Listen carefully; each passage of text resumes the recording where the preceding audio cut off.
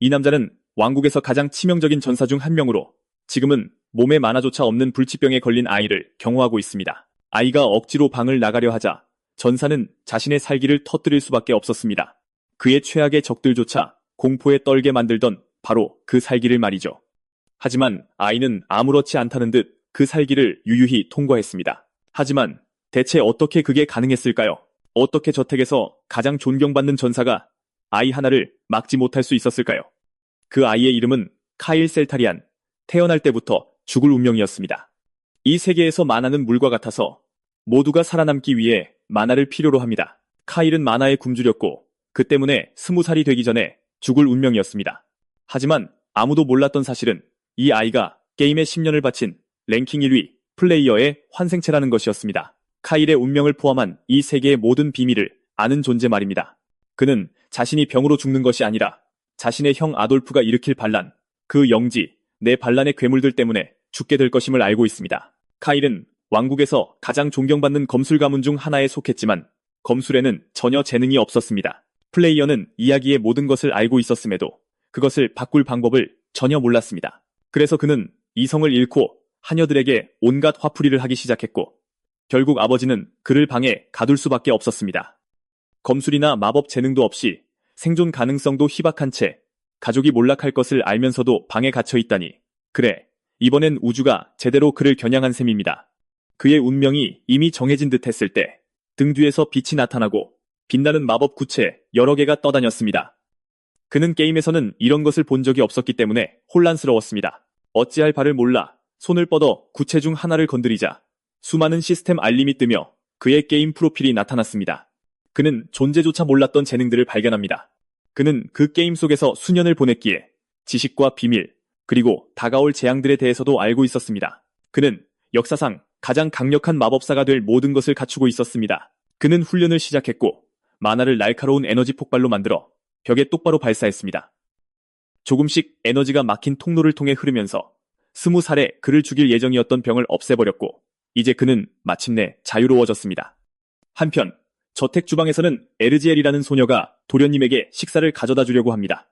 다른 하녀들은 그의 행동에 항의하는 의미로 카일에게 시중들기를 거부했습니다. 에르지엘이 그래도 자기 일을 하려고 하자 동료 중 한 명이 그녀의 손에서 접시를 쳐내고 그녀를 때렸습니다. 그 장면은 저택에서 존경받는 귀족인 레온의 등장으로 중단되고 그는 식사를 다시 만들어 가져다 주라고 명령합니다.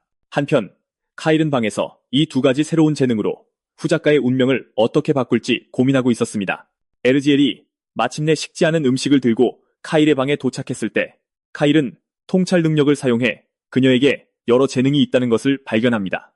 그는 그녀가 최상급 재능을 가지고 있다는 것을 알게 되자 더욱 감명받습니다. 1년 전의 기억이 떠오릅니다. 그는 에르지엘이 경매에서 카일에게 2달러에 팔렸다는 것을 알게 됩니다. 결국 그는 그녀를 노예에서 해방시켜 자유를 주었습니다. 주어진 자유에 감동한 소녀는 그가 어디를 가든 따르겠다고 약속했습니다. 이제 카일은 그녀가 얼마나 귀중한 존재인지 깨닫습니다. 원작 게임에서 에르지엘은 캐릭터로 존재하지 않았습니다. 어떤 플레이어와도 만나기 전에 반란으로 이미 죽었기 때문입니다. 그는 그것을 바꾸기로 결심하고 그녀에게 재능을 사용하는 법을 가르쳐주겠다고 말합니다.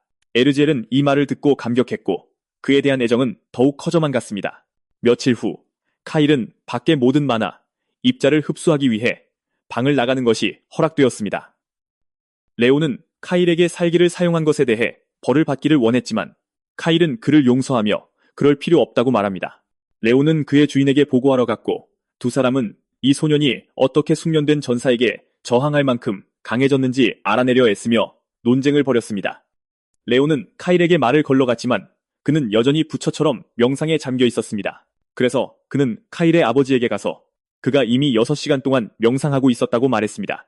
노인은 카일이 10분도 채 버티지 못하고 포기하던 훈련 시절을 떠올렸습니다. 그런데 이제 그는 6시간 동안 쉬지 않고 명상을 하고 있습니다. 이 아이에게는 분명히 무언가 달라진 점이 있습니다. 다음 날 카일은 몸에서 만화가 쏟아져 나오는 것을 느끼며 깨어납니다. 그는 그 만화를 온몸으로 퍼뜨리려 애쓰며 모든 장벽을 뚫고 마침내 심장에 도달할 때까지 밀어붙이기 시작합니다. 그리고 그렇게 그는 마법을 사용할 수 있게 되었습니다. 이 세계에서 마법을 사용하려면 심장 안에 마법진을 형성해야 합니다. 마법 사용법을 배우려는 목표를 가지고 그는 가문의 도서관으로 향합니다. 그곳의 책임자인 여성은 그를 거기서 본 적이 한 번도 없었기 때문에 완전히 충격받았습니다. 그녀가 무슨 일이냐고 묻기 시작했지만 카일은 이미 마법진 형성 방법에 대한 무언가를 찾으며 책장을 하나씩 뒤지고 책을 펼쳐보고 있었습니다. 한동안 도서관을 엉망으로 만든 후 마침내 마법 입문서를 찾아 읽어보니 그 언어가 자신이 아는 것과는 전혀 다르다는 것을 깨닫습니다. 그의 영한 능력이 활성화되었다는 시스템 알림이 뜹니다. 이 능력으로 그는 그 책을 자신이 실제로 이해할 수 있는 언어로 번역해냈습니다. 번역이 완료되자 그는 마침내 마법을 배울 수 있게 되었습니다. 그 때문에 필요 이상으로 그곳에 머물 필요가 없었습니다. 순식간에 소녀는 책들을 훑어보고 더 많은 초급 서적을 요청합니다. 영리하게도 그는 모든 책을 빌려 저택에 자기 방으로 가져가기로 결심합니다. 이것이 마지막 요청이었고 방 전체가 종이로 가득 찼습니다. 금발 남자는 아이가 책 읽는 것을 본 적이 없었기에 모든 게 괜찮은지 물어볼 정도로 이상한 일이었습니다. 빨간 머리 여성은 정말 걱정이 되었습니다.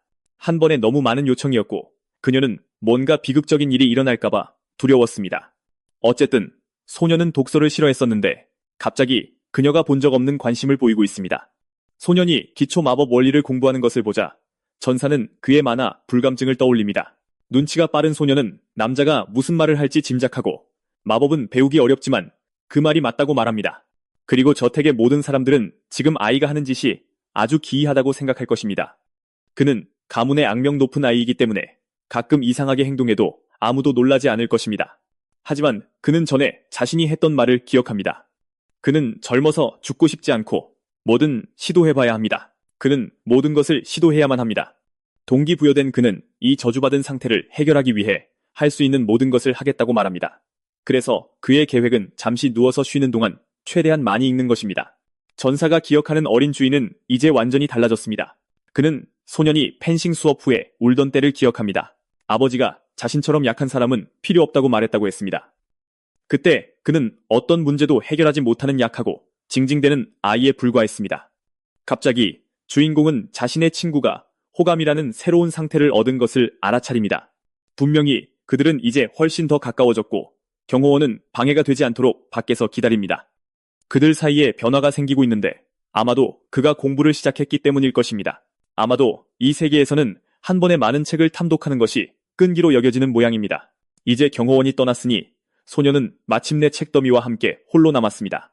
이제 그는 통찰 마법을 사용해 실제로 책을 읽기 시작할 수 있습니다. 마법처럼 모든 책이 동시에 미친 듯이 빠른 속도로 해독되기 시작합니다. 그의 기술 속도는 엄청납니다. 보통으로 읽는 것보다 12배나 빠릅니다. 게다가 어려운 부분들은 별도의 폴더에 저장되고 있습니다. 시간이 지남에 따라 진을 형성하는 원리가 디지털화되어 데이터베이스에 저장됩니다. 책들이 조금씩 해독되면서 그의 이해도도 높아집니다. 이제 해독된 데이터를 사용해 마법진을 만드는 것이 그의 계획입니다. 기초를 다진 그는 마침내 마법진을 형성할 최소 요건을 충족합니다. 그 황금빛 길을 따라 만화를 이끌어 그는 원하는 것을 만들어냅니다. 최대한 집중하여 그는 모든 푸른 힘을 사용해 가슴 속의 마법을 움직입니다.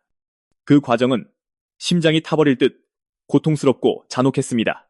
그럼에도 불구하고 그는 끝까지 버텨야만 합니다. 그렇지 않으면 만화가 끔찍한 방식으로 몸으로 역류하여 장기를 손상시킬 것입니다. 그가 조금 더 버티는 동안 마법은 통제 불능이 되어 방 안의 책들을 날려버립니다. 엄청난 노력 끝에 그는 마침내 첫 번째 만화 서클을 형성하여 막힌 만화 통로를 약화시키는데 성공합니다. 이제 그의 만화는 더 이상 몸 안에 갇혀 있지 않습니다. 그 어느 때보다 강하게 밖으로 흘러나오고 있습니다. 그는 목표를 달성하고 원하는 대로 마법을 사용할 수 있다는 사실에 감격합니다. 그때 그는 이미 아침이라는 것을 깨닫고 자신도 모르게 밤새 이 일을 했다는 것을 알게 됩니다.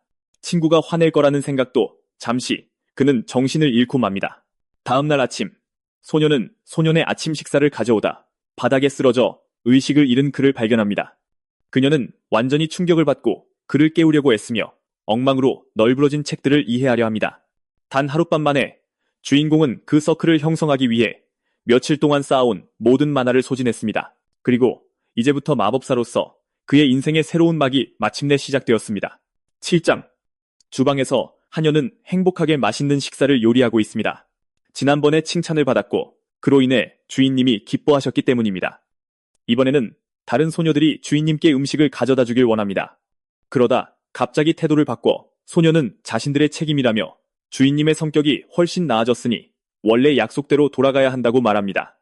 소녀는 일에 불만이 있다면 주인공에게 직접 말하라고 합니다. 그녀는 모두를 무시하고 걸어가 버렸고 그들은 아무 말도 하지 못했습니다.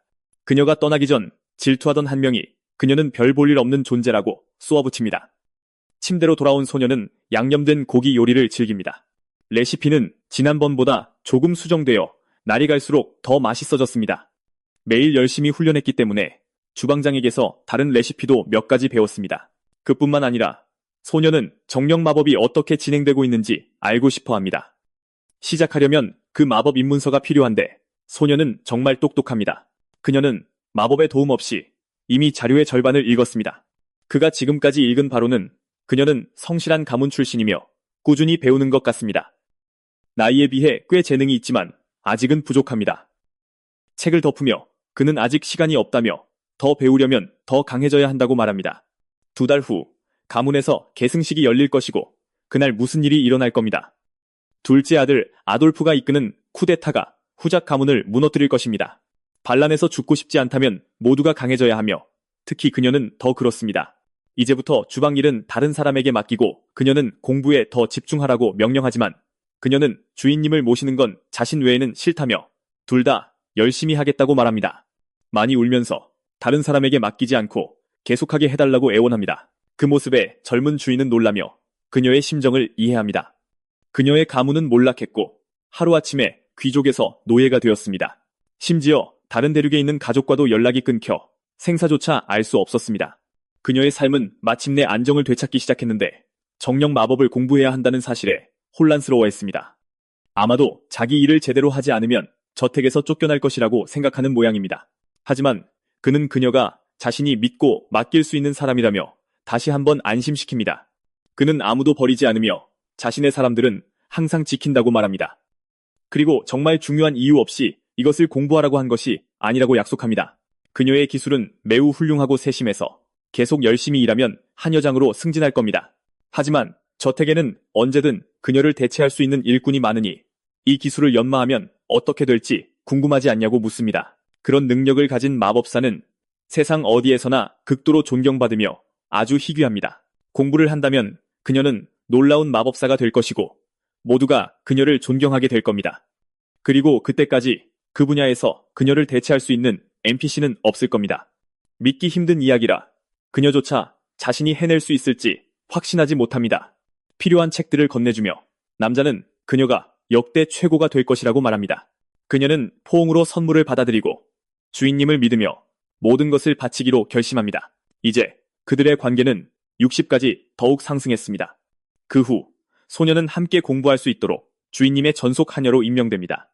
소년의 신변을 돌보는 동안 그녀는 개인실로 이사했습니다. 이제부터 그곳은 그녀가 평화롭게 공부하고 훈련할 수 있는 새로운 공간이 될 겁니다. 보안에도 훨씬 좋고 질투하는 다른 소녀들을 걱정할 필요도 없습니다. 그녀는 주인님의 방과 훨씬 가까워졌기 때문에 그곳을 좋아합니다. 둘은 함께 무슨 일이 있어도 열심히 노력하고 살아남기로 결심합니다.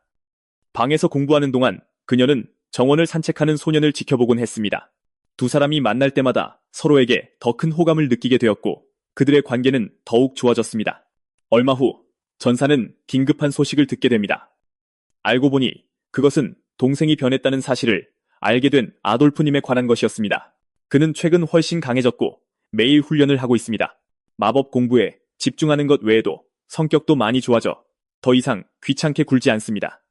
동생이 마침내 성숙해졌다는 것을 깨닫고 형으로서 잠시 들러봐야겠다고 생각합니다. 8장 소년의 아침 산책에는 항상 친구를 만나는 시간이 포함되어 있습니다. 이번에는 그는 사람들의 눈에 띄지 않는 곳으로 갈 계획입니다. 마법 실험을 하기 위해서라고 말합니다. 그들은 빽빽한 나무들로 가려진 영지 밖에 한 장소로 향합니다. 그가 훈련하는 동안 그의 친구는 비밀이 새어나가지 않도록 아무도 가까이 오지 못하게 해야 합니다. 금발 남자는 걱정스러운 표정입니다. 그의 친구가 그 병을 앓고 훈련에서는 안 되기 때문입니다.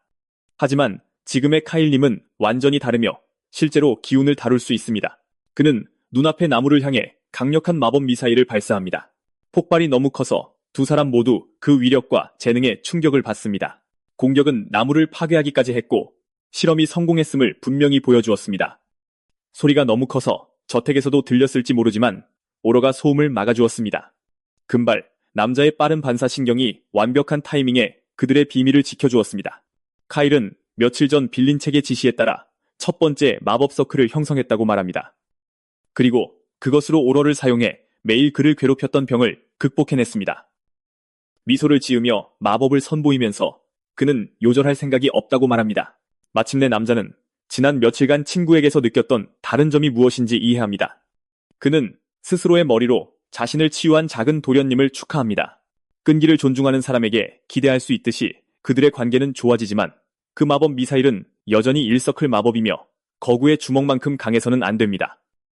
이상한 점은 그 위력이 사레벨 서클처럼 느껴진다는 것입니다. 초보 마법사임에도 불구하고 4랭크 능력을 개방했다는 것은 말도 안 됩니다. 어쩌면 이 소녀는 그저 이전까지 주목받지 못했던 천재일지도 모릅니다. 그의 기술 덕분에 그는 도서관의 모든 책을 읽을 수 있었고 1서클을 형성하는 데 필요한 몇 달의 공부를 절약했습니다. 공부하는 동안 한 가지 의문이 생겼습니다. 왜 마법이 원래 게임과 다른 걸까? 여기서는 먼저 의식을 그리고 주문을 발동하기 위해 어려운 방정식을 다뤄야 합니다. 게임에서는 마법이 훨씬 간단했습니다. 그냥 상징을 만들면 만화가 발동되었습니다. 하지만 그의 마법은 전혀 사용자 친화적이지 않고 너무나 강력합니다. 지금은 자신의 정체를 드러낼 때가 아니기 때문에 그것은 큰 문제입니다. 그래서 그는 친구에게 둘만의 비밀로 해달라고 부탁합니다. 하지만 소년의 방식은 그들의 관계를 악화시킵니다. 왜냐하면 남자는 그런 종류의 것을 좋아하지 않기 때문입니다. 이유는 사람들이 자신이 얼마나 강한지 알기를 원하지 않고 2달 후에 반란이 일어날 것을 기억하기 때문입니다. 금발 남자는 계승식을 떠올리자 겁에 질립니다. 전통적으로 가문은 능력을 기준으로 후계자를 선택합니다. 그들은 또한 성격, 검술 재능, 그리고 다른 요소들도 봅니다. 그것을 바탕으로 모두가 평가받고 가장 유망한 후계자를 선택할 시간이 됩니다. 현재 가장 화제가 되는 주요 경쟁자는 2명입니다. 한 명은 장남인 위대한 아벨이고 다른 한 명은 잔인하고 계산적인 둘째 아들 아돌프입니다. 장남은 후작의 적자이며 가장 유명한 후보입니다. 그는 천성이 착하고 어릴 때부터 훈련받은 뛰어난 검술 실력을 가지고 있습니다. 반면에 아돌프 역시 적자이지만 형이 더 재능이 있었기 때문에 완전히 무시당했습니다. 하지만 성장하면서 어느 순간 그의 능력이 급상승했고 많은 지지자를 얻었습니다. 솔직히 완전 조폭 두목 같은 느낌이네요. 서로 마주치자마자 마치 상대방이 없는 것처럼 은근한 신경전을 벌이기 시작합니다. 황금 기사는 너무 생각에 잠겨 그들이 오는 걸 몰랐다고 말하지만 5살 때부터 강한 오러를 가졌기에 그 변명은 믿기 어렵죠. 그건 어릴 적 작은 일화일 뿐 굳이 다시 언급할 가치도 없습니다. 반면 둘째 형은 15살에 오러를 각성했는데 꽤 늦은 편입니다. 이 세계에서는 대기만성형으로 훨씬 늦게 마법 수련을 시작하는 사람도 흔합니다. 갑자기 그 잔인한 녀석의 부하들 사이에서 싸움이 벌어집니다. 아버지 가문의 규칙을 어길 수 없다는 걸 알기에 그는 정말 화가 납니다. 아벨은 다정한 투로 동생의 부하들이 잘 훈련되었으며 잠재적인 후계자를 섬길 자격이 있다고 말합니다. 둘째 형이 마음껏 비웃으라며 오래 웃지는 못할 거라고 말하자 둘 사이의 긴장감은 더욱 고조됩니다.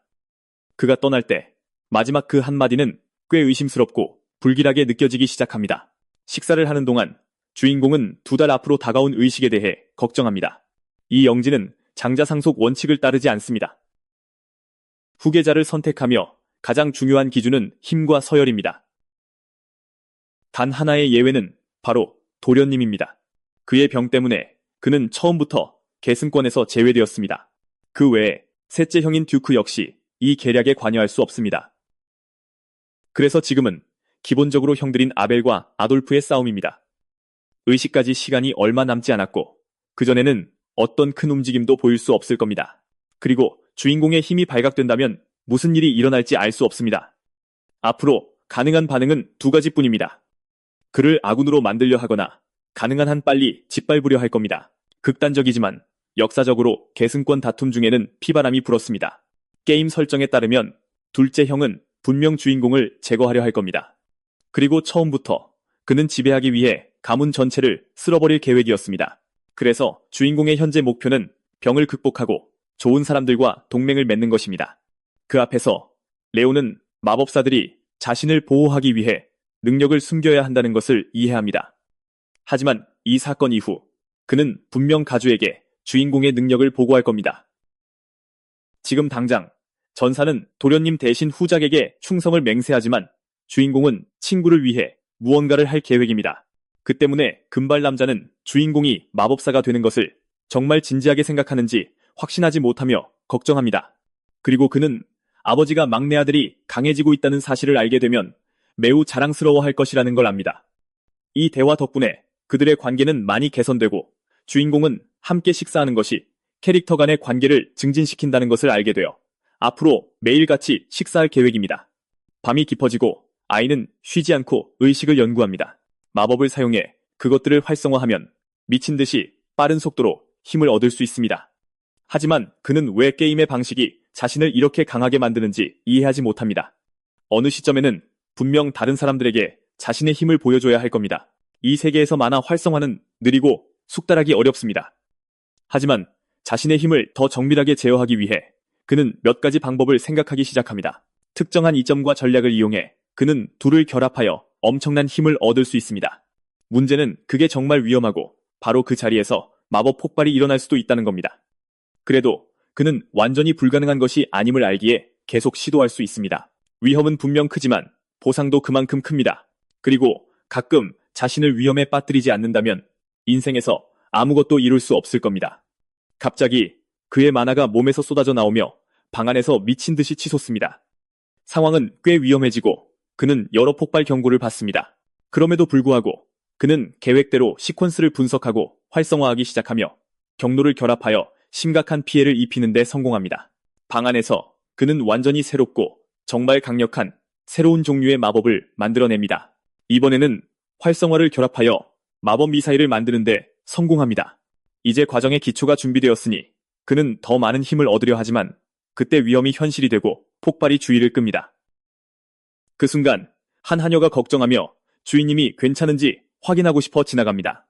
다행히 소녀는 괜찮지만 방벽에는 이제 구멍이 나 있습니다. 더 현명한 계획은 이런 종류의 실험을 집 밖에서 하는 것일 겁니다. 아마 그래서 알림이 계속 뜨는 것이고 훈련을 위해 작업장을 마련해야 할 겁니다. 바로 그때 전사가 소음에 놀라 나타납니다. 주방에서 수프 맛이 좀 이상합니다. 소금도 없고 밍밍하고 맛없습니다. 갑자기 다른 하녀가 그 성실한 소녀가 수프를 만들고 있는 것을 발견합니다. 그녀의 친구 중 한 명인 데이지인데 정말 친절한 사람이지만 소녀는 이전 하녀들과의 관계가 좋지 않았기 때문에 가까이 다가가기를 두려워합니다. 데이지는 다른 사람들과는 다르고 음식의 간을 더 잘하는 비법을 알려줍니다. 그녀는 풍부하고 맛있는 풍미를 주는 재료에 대해 이야기합니다. 간이 된 음식을 맛보자 소녀는 그 맛에 놀랍니다.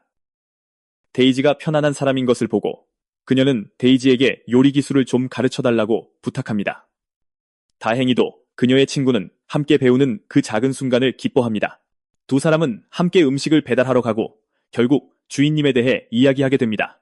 가는 길에 데이지는 그가 전용 하녀를 원한다는 말을 들었을 때 걱정했다고 인정합니다. 다행히 주인공은 최근 훨씬 더 품위 있게 행동하고 있으며 나쁜 사람이 아닙니다. 공부하는 동안 그는 데이지가 자신의 안부를 물었다는 것을 알게 됩니다. 약속대로 에르지엘은 친구의 현재 상태에 대해 아무 말도 하지 않습니다. 데이지는 일을 잘하고 올바른 판단을 내린 것에 대해 칭찬받습니다. 성급한 놈들이 이미 움직였을 줄 알았는데 생각보다 잠잠하군요. 성급한 것은 딱 둘째 형다운 모습입니다. 그가 사악한 계획을 실행하기 위해 서두르고 있는 것이 분명합니다. 사무실에서 후작은 아들이 병을 극복했다는 사실을 알고 완전히 이성을 잃습니다. 레온이 그 소년이 마법을 공부하고 있다고 보고합니다. 그는 심지어 아무 재능 없이도 1서클에 도달했습니다. 그 말의 가주는 이 기적이 어떻게 일어났는지 믿지 못하며 망연자실합니다. 결국 그는 주인공이 끔찍한 건강 상태로 거의 우울하게 살았던 것을 기억합니다. 그 때문에 두 사람은 원수처럼 많이 싸우고 다투었습니다. 정말 끔찍한 순간에 소녀는 아버지가 말썽만 부리는 그런 아들은 원치 않았다고 말하는 것을 듣습니다. 남자는 홧김에 그런 말을 한 것을 분명히 후회하고 있음을 알 수 있습니다. 그 병을 극복하려면 마법에 대한 비정상적일 정도의 재능이 필요하며 그런 재능은 5살 때나 나타나는 겁니다. 아마도 이것이 13살에 성공한 유일한 사례일 것이며 카일이 마법까지 다룰 수 있게 된 이상 그의 문제를 극복한 것은 의심의 여지가 없습니다. 그건 분명 놀라운 기적이고 아이는 아마 여전히 아버지에게 원한을 품고 있을 겁니다. 하지만 전사는 원한이 없다고 말합니다. 사실 그 반대입니다. 소녀는 집에만 갇혀 지내니 외출 허락을 받기 위해 가주와 직접 대화하고 싶다고 말했으며 아버지가 1대1 면담을 원한다는 것을 알아달라고 주장했습니다. 그 말에서 남자는 지금 그들 사이에 어떤 원한도 있을 수 없다고 결론 내립니다. 그 말은 마침내 아들을 만날 수 있게 된 절망에 빠진 아버지에게 힘이 됩니다. 바로 그때 소년이 후작을 만나기 위해 멋지게 차려입고 나타납니다. 11화. 그는 대대로 국경을 괴물들로부터 지켜온 존경받는 검사 가문의 가주입니다. 대륙의 단 5분인 소드 마스터 중 한 명이며 마지막으로 가장 중요한 것은 주인공의 아버지라는 점입니다. 그에게 가까이 다가가자 소년의 손이 뚜렷한 이유 없이 떨리기 시작하지만 그의 몸은 여전히 예전에 느꼈던 원망과 두려움을 기억하고 있습니다. 그는 검술 훈련을 하던 때를 기억합니다. 너무 약해서 목검조차 들지 못해 계속해서 꾸지람을 듣고 다퉜던 때를 말이죠. 너무 무거웠습니다. 그렇게 약한 아이를 가져본 적 없는 검사 가문에게 그것은 실망이었습니다. 오랫동안 그는 검을 사용할 수 없어서 쓸모없다고 느꼈고 버려질 것이라고 생각했습니다. 그 모든 감정들이 한꺼번에 기억나면서 주인공에게 강하게 밀려옵니다. 그 기억은 이 몸의 원래 주인인 왕자님의 것입니다. 하지만 그들의 영혼이 서로 얽히면서 감정도 연결된 겁니다. 다행히도 지금의 지배자는 예전의 겁쟁이가 아니었어. 소년이기도 하지만 현실에서는 성인인 리이기도 하니까. 그의 임무는 카일 셀타리안이 존중받을 자격이 있음을 증명하는 것이었지. 마침내 두 사람이 만났고 이상한 침묵이 흘렀어. 그 만남에서 주인공은 아버지에게 할 말이 있었나 봐. 규칙은 명확했어. 허락 없이는 방을 나갈 수 없었지. 최근에 공부를 하고 있어서 도서관에 가는 건 허락됐지만 문제를 일으켜서는 안 됐어. 주인공은 이전에 일어났던 모든 문제를 생각하면 아버지를 전혀 믿지 않아. 그럼에도 그의 아버지는 대륙에서 가장 강력한 남자 중 한 명이자 무서운 상대야. 상황은 힘들고 유일한 선택지는 정면 협상을 통해 해결하는 것뿐이야. 예전 같았으면 화를 내며 쏘아붙였겠지만 지금은 훨씬 성숙해 보였어. 그는 이미 아버지에게 충분히 많은 문제를 일으켰고 과거가 그를 짓누르고 있었지. 그래서 그는 진지하게 생각하고 있었고 이제 바뀔 기회를 잡았어. 수년간의 싸움 끝에 소녀는 마침내 자신의 행동에 대해 사과했어. 게다가 이 영리한 아이는 후작과 거래를 하고 싶어 했지. 예전에 병약했던 아이가 자신을 파괴하던 병을 이겨냈다는 건 모두가 이미 알고 있었어. 그건 엄청난 기적이야. 이런 판타지 세계에서조차 믿기 어려운 일이지. 주인공의 힘은 특이해서 그는 여러 서클을 섞어서 사용해. 그는 자신이 1서클 마법사라는 것을 증명하기 위해 파이어볼을 만들어내. 전사의 이야기를 듣고도 아버지는 여전히 믿지 않았어. 하지만 자신의 눈으로 직접 본 순간 모든 것이 바뀌었지. 그는 점점 더 강해져서 혈관을 따라 흐르는 만화를 느낄 수 있을 정도야. 그 병을 이겨낸 마법사들은 엄청난 잠재력을 가지고 있다는 거 알잖아.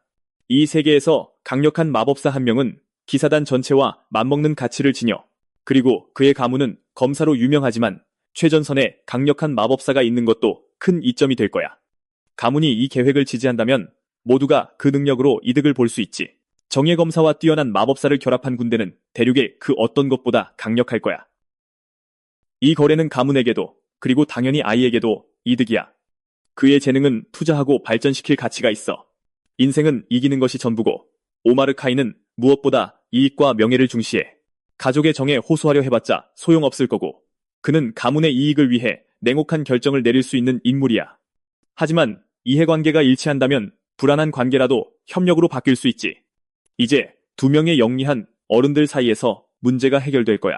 그 노인은 이제 더 이상 아이처럼 행동하지 않아서 저 소년이 정말 자기가 알던 아들인지조차 분간할 수 없었어. 그는 다 잘한 것처럼 보였고 그래서 자신의 희귀한 재능에 투자해달라고 요청했지. 협상은 아주 잘 진행됐어. 그는 상대방이 원하는 것을 정확히 파악하고 그걸 협상에 이용했지. 그는 자신의 힘과 권위를 이용해 원하는 것을 정확히 얻어냈어. 책을 불태우던 아이가 이렇게 말하는 걸 보니 기가 막힐 노릇이지. 한때 가문의 실망거리로 여겨졌던 아이가 성장하고 발전한 거야. 이제 그가 가치 있다고 여겨지자 그의 연구를 위해 마법석과 함께 자금을 지원할 거야. 하지만 진심으로 그는 자신을 증명하고 아버지를 실망시키지 말아야 해. 며칠이 지나고 그의 친구들이 방으로 찾아왔어. 모든 것이 훨씬 더 호화로워졌고 마법사들을 위한 개인 작업실도 생겼지. 내부는 벽에 마법 장벽으로 보강되었어. 게다가 그곳에는 온갖 종류의 도구, 포션, 그리고 아티팩트가 갖춰져 있었지. 전사는 어마어마한 돈이 들었을 거라며 깜짝 놀랐어. 다행히도 그의 사랑하는 아버지는 기꺼이 마지막 한 푼까지 지불했지. 그 심술궂은 남자가 자기 아들의 매력에 넘어갔다는 건 예상 밖이야. 에르지엘도 놀랐는데 방 안에서는 정령 마법을 자유롭게 사용하기 어렵기 때문이야. 그래서 그녀의 친구가 그것을 위해 별도의 공간을 마련해 준 거지. 그곳은 그녀가 자유롭게 연습할 수 있도록 방진 장치가 설치되어 있었고 주인공은 그녀가 미래의 단순한 하녀가 아니라 전례 없는 정령 마법사로서 자신의 오른팔이 되기를 원했기 때문에 그녀는 공부하고 싶을 때마다 작업실을 사용할 수 있었어. 그녀는 이미 매일 쉬지 않고 일하고 있었기 때문에 그 말에 눈물을 왈칵 쏟았어. 그녀의 목표는 가능한 모든 것을 배우고 쓸모있는 사람이 되는 것이야. 그들의 관계는 더욱 강해지고 모든 것이 순조로워 보였어. 갑자기 몇 개의 돌이 빛나기 시작하며 소녀의 시선을 사로잡았어. 정령 서클이 반응하며 통제 불능 상태인 것 같아. 의식에서 이상한 빛이 나오더니 불완전한 정령이 형성됐는데 솔직히 정말 귀여웠어. 그것은 우연히 자신을 끌어들인 하녀와 즉시 친구가 되었지. 그녀가 작업실 근처를 걷다가 실수로 소환한 것 같아. 그 작은 마스코트는 소녀의 재능과 정말 잘 어울려. 이 기술은 다른 종류의 마법이 필요하기 때문에 정말 놀라운 일이야. 아마도 그녀의 감정이 정령석이 반응해서 그 마스코트를 만드는데 도움을 줬을 거야. 돌들은 막 사온 것이었는데 이제 순식간에 다 써버렸어. 소녀는 이야기 초반에 이런 일이 일어날 거라고는 전혀 예상하지 못했어. 게다가 이 존재는 수준이 높아서 통찰력으로도 식별할 수 없었지. 비록 작지만 그 힘은 너무나 강해서 인간의 능력으로는 읽을 수 없었어. 그 이름은 애쉬, 고대의 빛의 정령인 것 같아. 그 말에 소녀는 충격을 받았어. 그는 그 귀여운 작은 것이 그렇게 강력할 줄은 몰랐거든. 상위 정령은 기본적으로 존재하는 가장 높은 등급이며 소환하기 가장 어려운 존재 중 하나야. 크기는 인상적이지 않지만 이건 진짜 모습이 아닌 것 같아. 만약 원래 크기로 돌아간다면 저택 전체가 무너질 거야. 그것은 소녀와 계약을 맺어 앞으로 친구가 되고 싶어해. 그러기 위해서는 둘 사이에 강한 상성이 필요해. 상위 정령은 동의하고 이 강력한 우정 계약을 맺기 위한 의식을 시작했어. 하녀도 동의하며 자신의 몫에 서명하고 동료를 얻었지. 계약이 끝나자 그녀는 새로운 펫의 이름을 정해야 했어. 주인공이 하나 제안했고 그녀는 피카츄라고 부르기로 결정했어. 피카츄라고 이름 짓다니 그게 그 아이의 최근 장난이야. 이제부터 그게 그의 이름이 될 거고 그녀는 그를 친구로 얻게 되어 정말 기뻐했어. 재능 개발 프로젝트는 정말 잘 진행되고 있고 실제로 효과가 있었어. 며칠이 지나고 저택은 다시 한번 새로운 아침을 맞이했어. 전사는 형으로서 자신의 동생에게 별로 신경을 쓰지 못했다고 인정했어. 그리고 그의 앞에 서 있는 사람은 오랫동안 보지 못했던 아돌프라는 것이 밝혀졌지. 제13장. 두 형제는 하녀의 시중을 받으며 회의를 하고 있었어. 그 깡패 두목은 소녀를 알아봤어. 오래전 시장에서 노예로 팔렸던 바로 그 아이였지. 그는 그녀가 예쁘다고 칭찬하며 결국 하녀가 된 것이 재미있다고 생각했어. 그는 역겨운 방식으로 그녀를 자기 집으로 보내달라고 요청했어. 그는 분명 병이 나았다는 소식을 듣고 온 것이었고 대화를 잘못된 방향으로 시작했지. 하지만 주인공은 그녀를 거기에 남겨두고 싶지 않아서 대신 다른 사람을 선택할 수 있는지 물었어. 상황을 쉽게 빠져나가기 위해서는 그는 완전히 다른 방식으로 행동해야 해. 하지만 결국 그건 그냥 도발이었어. 그 남자는 실제로 다른 사람의 하녀를 집에 데려가진 않을 거야. 그럼에도 소녀는 아직 관계를 망칠 여유가 없기 때문에 당분간은 굴복해야 한다는 것을 깨달았어. 그 아이는 정말 많이 나아졌지만 여전히 어린 여자들에게 너무 관심이 많아서 구제불능처럼 보여. 그래서 그 두목의 계획은 그를 타락시켜 어둠으로 끌어들이는 것이지. 그의 몸은 많이 회복되었고 이제 일상생활에 아무런 문제가 없어. 그는 치료되었고 매일같이 나아지고 있어. 그렇다 해도 정말 오래된 병이라 한 번에 고치기 어려워서 아직 100%는 아니야. 그 순간 주인공은 자신이 만든 원본보다 더 강력한 마법을 보여줘. 그것은 새로운 마법을 창조하는 아이디어를 좋아하는 책략가의 흥미를 끌었지. 최상의 상태가 아님에도 1서클 학생에 불과하지만 그는 여전히 빠르게 성장하고 있어. 도련님의 행동은 급격하게 변했고 그의 기술은 날마다 향상되고 있지. 하녀가 가져온 소식은 과장된 것처럼 들렸지만 13살짜리에게는 그다지 걱정할 일이 아니야. 그를 제거하기 전에 압박해서 다른 방식으로 이용하는 것이 훨씬 더 유용할 거야. 대놓고 그는 동생에게 경쟁에서 자신의 편에 설 것인지 물어봐. 그건 그런 선택지를 받을 거라고 예상하지 못했던 주인공조차 놀라게 했어. 한동안 서로를 노려본 후 일은 영리한 자가 계획한 대로 정확하게 흘러갔지. 그 덕분에 그는 아버지의 허락을 받게 될 거고 신뢰에 대해 감사 인사를 해. 바로 그때 그 전사가 나타나 아돌프에게 안전한 여정을 기원해. 레오는 조종하기 어렵고 게임에서도 아직 편을 바꾸지 않았어. 위대한 전사의 아들이 건방진 꼬마를 지키고 있다는 건 좀 웃기지. 아돌프가 떠나자 그들 사이의 분위기는 더욱 이상해졌어. 마침내 형제들의 논쟁이 끝난 후 주인공은 방으로 들어가. 그는 아마도 오군단의 가장 가까운 동맹 중 하나인 제롬 자작을 상대하게 될 거라고 설명해. 그의 친구는 이것이 그의 첫 충성 임무가 될 것이라는 소식에 충격을 받아. 그는 그를 혼자 보내고 싶지 않아서 토벌대에 합류하겠다고 제안하지만 그건 범죄 조직 두목의 신뢰를 얻기 위한 전략의 일부라서 아버지의 동맹을 데려갈 수 없어. 이것은 주인공이 실전에서 얼마나 유용한지 시험하기 위한 함정이 분명해. 다행히 이제부터는 자신이 만든 마법을 사용해서 스스로를 지킬 수 있어. 그럼에도 불구하고 그는 자신의 모든 마력을 사용하지 않기로 결심해. 그러고 나서 그는 멀리 숲속에 있는 정착지에 대해 물어봐.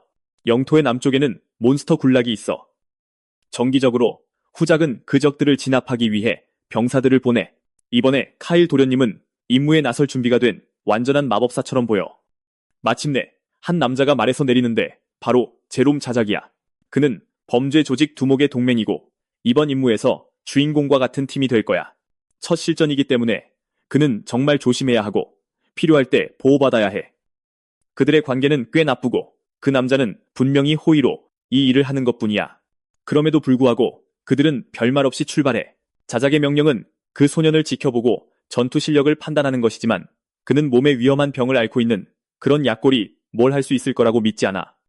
전투 중에 소년은 눈앞의 고블린들에게 번개 마법을 쏴. 명중은 완벽했어. 단 한 방으로 무리 전체를 쓸어버리기에 충분했지. 그것은 팀에게 깊은 인상을 주었고 모두가 꽤 기뻐하며 상황을 개선했어. 임무는 빠르게 마무리되었고 영웅 덕분에 한동안 겪었던 토벌 중 가장 쉬웠어. 그는 전에 이렇게 쉬운 걸 본 적이 없었고 그의 평판은 90레벨까지 빠르게 치솟았어. 물론 아돌프 도련님은 동생이 얼마나 잘했는지 들으면 정말 기뻐할 거야. 이제 계획은 그가 염두에 둔 다음 단계로 넘어가는 거야. 14장. 캠프로 돌아와서 모두가 그 아이 덕분에 승리를 축하하고 있어. 그는 순진하게도 그다지 인상적인 일을 하지 않았기 때문에 칭찬받을 자격이 없다고 말해. 병사들은 도련님을 오해했다고 인정하고 그의 기술을 칭찬하기 시작해. 게다가 싸움도 잘하는데 야영지 음식에 대해 불평도 하지 않았어. 나이보다 훨씬 더 성숙해 보여. 형이 예전에 이런 위험한 임무를 맡았던 것을 생각하며 자기 차례가 왔을 때 버릇없는 아이처럼 행동할 수 없다는 것을 깨달아. 남자들은 그 아이가 범죄 조직 두목을 그토록 존경하는 것을 보고 충격을 받아. 계획은 예상대로 정확하게 진행되고 있어. 이제 병사들은 주인공을 좋아하게 됐고 그를 칭찬할 준비가 되어 있어. 다른 사람들이 모두 잠든 동안 모험가는 캠프에서 그리 멀지 않은 곳으로 산책을 가기로 결심해. 그는 단지 아이이기 때문에 아무도 의심하지 않고 모두가 그 순진한 연기에 속아 넘어가. 오늘의 승리 후 기사들은 완전히 지쳐서 침대에 쓰러져. 몇 명의 경비병만 남아있고 그들도 지쳐서 거의 신경도 쓰지 않아. 이제 그는 예전처럼 오우거 몇 마리를 처치하고 가능한 한 많은 경험치를 얻으려 해. 그는 주머니에서 최대 10km 떨어진 곳에서도 그 거인들을 유인할 수 있는 향수를 꺼내.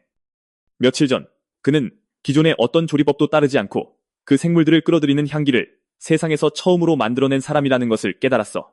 품질과 향이 좋을수록 한 번에 더 많은 몬스터를 끌어들여. 문제는 팀이 고블린을 사냥하기로 되어 있는데 오우거는 계획 없이 상대하기에는 너무 강하다는 거야. 분대에는 12명의 숙련된 기사가 있고 그들은 약한 적들을 상대할 수 있어. 하지만 거인들은 완전히 다른 이야기지. 그들은 범죄 조직 두목에게 충성하지만 개인의 기술은 꽤 평범해. 그들은 기본적으로 총알바디야. 그들은 그 배신자 녀석에게 설득당해 군단이 된 거리의 범죄자들이야. 세뇌가 너무 강해서 그들을 광신도로 만들었고 그 덕분에 그의 영향력은 쉽게 퍼져나갔어. 이 사람들은 맹목적으로 복종하고 그들의 주인이 움직일 때마다 비극이 일어날 수 있어. 그래서 주인공은 계승일 전에 5군단을 가능한 한 약화시킬 계획이야. 우선 그는 그 12명의 전사들이 강력한 오우거와 죽을 때까지 싸우게 할 것이고 향기를 활성화시킨 후 이 치명적인 싸움에서 유일하게 살아남을 계획이야. 오래 걸리지 않아 주변 숲으로 퍼지는 향수에 이끌려 머리둘 달린 생물이 나타나는 데는 이미 지친 전사들은 거인에게 기습을 당하고 거인은 동료들을 손쉽게 해치워 아주 용감한 남자 한 명이 아직 도망가지 말라고 간청해.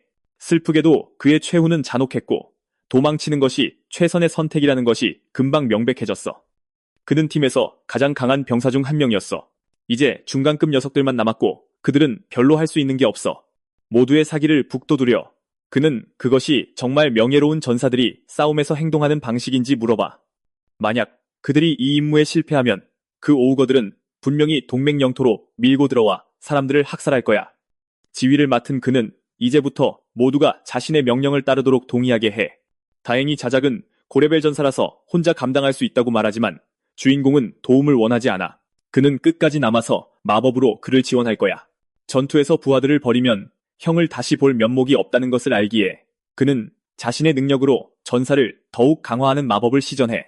일서클 마법에 불과해서 아직 큰 피해를 주지 않고 상황을 대부분 통제할 수 있어. 그래도 그는 두려움에 물러서지 않고 정면으로 싸움에 맞설 거야. 자작은 카일이 군대의 필수적인 도구라는 것을 알고 있으며 이미 그를 많이 신뢰하고 있어. 자신의 검에 깃든 강력한 기술을 발동시키며 그는 가까이 오는 오우거는 무엇이든 베어버릴 준비를 해. 그는 머리 둘 달린 오우거에게 똑바로 돌진하며 칼날로 두 머리를 모두 잘라낼 준비를 해. 다른 병사들은 아무도 당황하지 않는 것을 보고 비참한 모습을 보일 수 없어서 그들 역시 기운을 북돋아. 주인공은 부하들에게 이 잔혹한 싸움에서 모든 것을 쏟아부으라고 말하고 그가 소환한 오우거들이 약한 병사들을 쓸어버릴 것이기 때문에 계획은 완벽하게 맞아떨어지고 있어. 유인 향수는 성공적이야. 심지어 평소보다 3배나 강한 생물들을 불러들였고 바로 이곳에서 5군단의 일부가 종말을 맞이하게 될 거야. 15장. 그는 자신이 아주 강하다고 느껴. 그는 혼자서 오우거를 쓰러뜨릴 수 있다고 생각해. 그는 쌍둥이 머리 중 하나에 강력한 일격을 가하고 그들은 즉시 경계태세에 들어가 모두가 둘 사이의 공중전에 압도당해. 가장 강한 기사들은 거의 다 쓰러졌고 약한 부대들은 공황에 빠지기 시작해. 멀리서 모든 것을 지켜보며 어린 사이코는 자신의 계략이 성공하는 것을 보고 기뻐해. 손가락 하나 까딱하지 않고 그는 모든 적을 손쉽게 쓸어버릴 거야. 자신도 모르는 사이 그는 그 일을 제 주먹으로 해치울 거대 오우거에게 넘겨버렸다. 제롬은 이 전투에서 정말 이길 수 있을지 의문을 품으며 최후의 수단을 쓸 때가 된 것 같다고 생각하기 시작한다.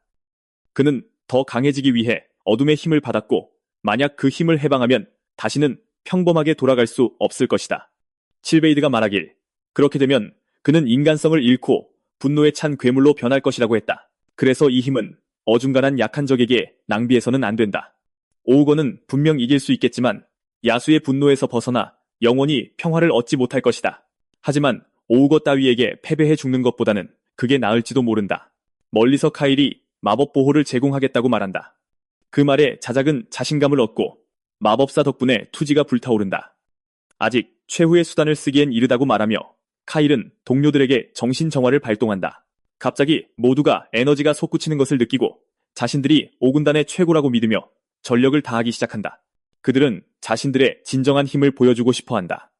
그들이 싸우는 동안 주인공은 멀리서 모든 것을 면밀히 지켜본다. 불과 몇 초 만에 그들은 모두 거대한 야수에게 쓰러지기 시작한다. 우선순위는 12명의 기사를 제거하는 것이었고 이제 제롬만 남았다. 그들의 희생은 헛되지 않을 것이라며 그는 돌연변이를 완전히 끝내기 위해 지원 마법을 한 번 더 요청한다. 체스말처럼 그들을 움직이며 그는 계획을 마무리하기 위해 더 많은 만화를 끌어모으고 보라색 형체가 그를 감싸기 시작하는 힘을 발동한다. 발톱에 짓눌린 채 그가 할 수 있는 건 정면을 응시하며 상대를 마주하는 것뿐이다. 오우거가 바로 그의 앞에 있고 그 눈은 기쁨으로 빛난다. 단 한 손으로 녀석은 그 남자를 잔인하게 완전히 끝장내려 한다.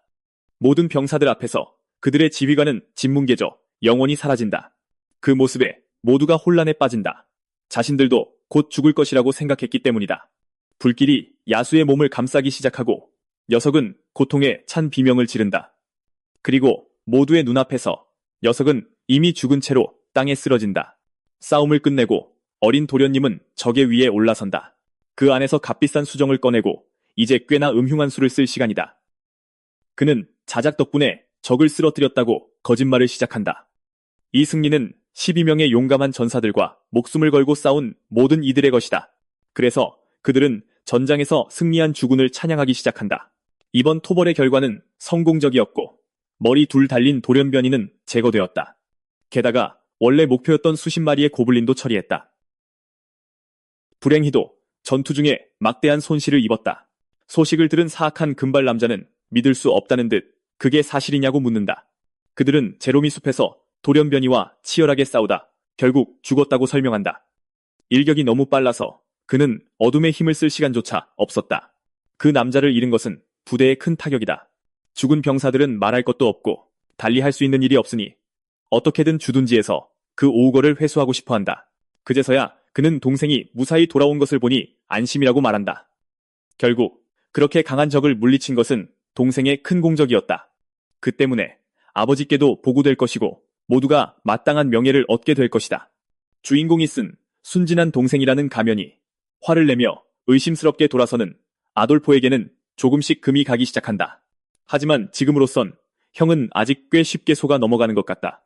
주인공은 형의 인정을 받고 오군단을 무너뜨렸다. 그것은 명수의 한 수였고 어쩌면 일석삼조라고 농담한다. 자네라면 도움 없이 혼자서도 돌연변이 정도는 쓰러뜨릴 수 있으니 별거 아니지. 그리고 농담조로 처음에는 약해 보이려고 했을 뿐이라고 말한다. 아벨에게는 아무 말도 없이 사악한 형의 편에 더 가까워지고 싶어하는 것 같다. 이 모든 것은 계획의 일부이며 미래에는 그가 인정받고 사람들이 그를 찾아올 것이다. 며칠 후 가문의 회의실에서 회의가 열린다. 그 회의에서 원정 결과를 검토하고 전리품을 어떻게 나눌지 결정할 것이다. 또한 가문 핵심부에서 처음으로 막내 도련님의 공적이 논의될 것이다. 그리고 이의가 있는 사람은 누구든 자유롭게 말할 수 있다.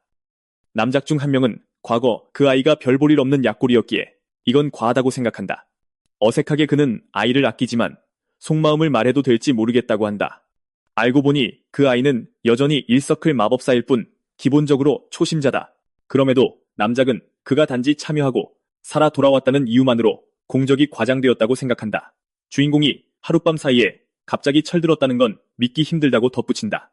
그는 모두에게 그 아이가 이전에 일으켰던 모든 말썽을 상기시킨다. 과거의 카일은 사람들이 면전에서 자신을 험담해도 그저 웃을 수밖에 없었다. 분명히 남작들은 그런 판단을 내리기 전에 진짜 늑대를 마주해 본 적이 없을 것이다. 그들이 회의장에 도착하자 주인공은 보기만큼 쉽지 않으며 직접 눈으로 봐야 한다고 말한다. 동생을 변호하며 아벨은 강한 기사들조차 머리둘 달린 생물을 쓰러뜨리기 어려울 것이라고 말한다. 어떤 사람들은 기사들이 그 아이를 보호하기 위해 목숨을 바쳤기 때문에 가능했던 일이라고 반박한다. 그래도 마무리는 카일의 몫이었고 이는 살아남은 목격자들에 의해 확인된 사실이다.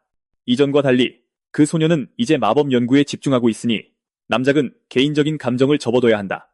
화가 난 아돌포는 그 남자에게 모든 것을 망치려 들지 말라고 말한다. 여전히 동생을 감싸며 그는 선을 넘지 말라고 위협한다. 그가 진정한 가치를 보이기 시작하자 갑자기 모두가 앞다투어 그 아이를 변호하려 든다. 그 순간 사악한 형은 카일의 보상에 막대한 금액이 포함되어야 한다고 동의한다. 결국 전사들은 그 아이의 치열한 싸움을 보았고 그가 한 일에 의심이 없다. 그 때문에 그는 자유를 얻게 되고 마침내 본관에 출입하고 외출할 수 있게 된다. 하지만 돌연변이 전리품은 여전히 공헌도에 따라 분배될 것이며 그 소녀는 아무것도 받지 못할 것이다. 회의가 끝날 무렵 주인공은 자신이 한 모든 일에도 불구하고 왜 아무것도 받지 못하는지 이해하지 못한다. 그래서 그는 아버지에게 가서 자신은 아무 문제도 일으키지 않았는데 왜 이런 일이 일어나는지 묻는다. 하지만 아버지는 예리하다. 그는 그 아이가 보상으로 오우거의 심장을 챙긴 것을 알고 있다. 무슨 말을 해야 할지 모르는 채 주인공은 적어도 집을 나갈 수 있게 해준 것에 대해 감사한다. 바로 그때 아돌프가 소년에게 할 말이 있다며 나타난다. 그는 약속을 지켜 아버지에게 그 아이의 공적을 이야기했다고 말하며 앞으로 소년이 자신이 얼마나 신경 써주는지 기억해달라고 부탁한다. 멀리서 아벨은 어린 동생에게 너무 무심했다며 언젠가 이야기해보길 바란다. 문제는 그 시간이 이미 왔다는 것이고 그는 그것이 아버지조차 이해하지 못하는 미지의 능력이라고 말한다. 그 때문에 주인공은 그가 왜 갑자기 느닷없이 비밀을 털어놓는지 혼란스러워한다. 조금 전 회의가 끝난 후 아벨이 나타나 어린 동생을 칭찬한다. 그는 그 아이가 전투를 정말 잘 처리했고 이제 가문에서 존경받는 마법사가 되었다고 말한다. 그리고는 나중에 시간이 있는지 함께 식사하자고 묻는다. 그는 숲 원정 동안 있었던 일에 자세한 내용을 듣기 위해 작은 모임을 갖고 싶다고 설명하지만 소녀는 그 전사가 자신의 공적에 대해 묻는데 숨겨진 이유가 있다고 의심한다. 그리고는 곧바로 뚜렷한 이유도 없이 아버지조차 모르는 비밀을 밝히기 시작한다. 그가 너무 늦기 전에 아돌프가 만든 세력을 무너뜨리기 위해 주인공을 영입하고 싶어 하는 것이 꽤 분명하다. 주인공은 신중하게 말을 골라야 하며 그가 어떻게 그 비밀을 아는지 묻는다. 그는 그렇게 큰일이 드러나면 어떤 일이 일어날지 두렵다고 말한다. 형답게 그는 분명 아이에게 그 대가로 무언가를 원하고 있다. 하지만 단도직입적으로 막내는 둘째 형의 편이 아니라고 말한다. 하지만 그렇다고 해서 착한 편에 합류할 계획이라는 의미도 아니다. 시간이 흐르고 아돌프가 어둠의 힘을 마음껏 발휘하는 모습이 보인다. 그는 마침내 자신의 형도 카일과 잠시 이야기를 나누러 갔다는 것을 알게 된다. 그 아이의 재능을 먼저 알아본 것은 자신이었기에 그 우위를 잃고 싶지 않은 범죄 조직 두목은 화가 난다. 그리고 주인공이 편을 바꾸면 아돌프는 그를 적으로 만드느니 차라리 독살해버릴 것이다. 아마도 그런 일이 생길 경우를 대비해 그 하녀가 저택에 있는 이유일 것이다. 다시 가족 이야기로 돌아와서 아벨은 막내가 왜 그렇게 행동해왔는지 알고 싶어한다. 솔직하게 주인공은 형이 정말 친절하다고 말하고 그 말에 형은 당황한다. 그가 능력을 발동했을 때 캐릭터의 레벨이 너무 높아 많은 것을 볼 수 없었다. 유일하게 안 좋은 점은 그들의 관계가 호감도 포인트 하나 없는 중립이라는 것이다. 그는 어떻게 반응해야 할지 모르는 착한 금발 남자 앞에서 계속 이상하게 행동하고 다른 한 명은 사과한다. 비록 형이었지만 예전에는 어린 동생을 돌볼 시간이 전혀 없었다. 그래도 주인공은 그가 예전에 완전 재수없게 굴었고 그래서 아무도 그를 좋아하지 않았기 때문에 그를 용서한다. 아벨은 아이가 진심으로 똑똑한 농담을 잘해서 웃는다. 그는 영리한 동생을 아돌프에게 잃기 전에 유대감을 쌓지 못한 것을 후회하며 상대방이 약속하는 모든 것을 더 좋은 조건으로 제공할 수 있다고 말한다. 그는 이 거래를 포기하고 싶지 않아서 다시 생각할 여지가 있는지 묻는다. 그 말에 아이는 걱정하며 적의 편에 서면 제거당할지 묻는다. 어쨌든 아돌프는 다르고 심지어 자기 가족에게도 잔인하다. 만약 그가 배신자가 되면 그를 제거하기 위해 어떤 수단이든 사용할 것이다. 비록 그가 천재 마법사라 할지라도 아직 매일 자신을 보호할 힘은 충분하지 않다. 가문 내에서 누군가 아벨에게 그 범죄 조직 두목에 대해 이렇게 깊이 있는 분석을 해준 것은 처음이다.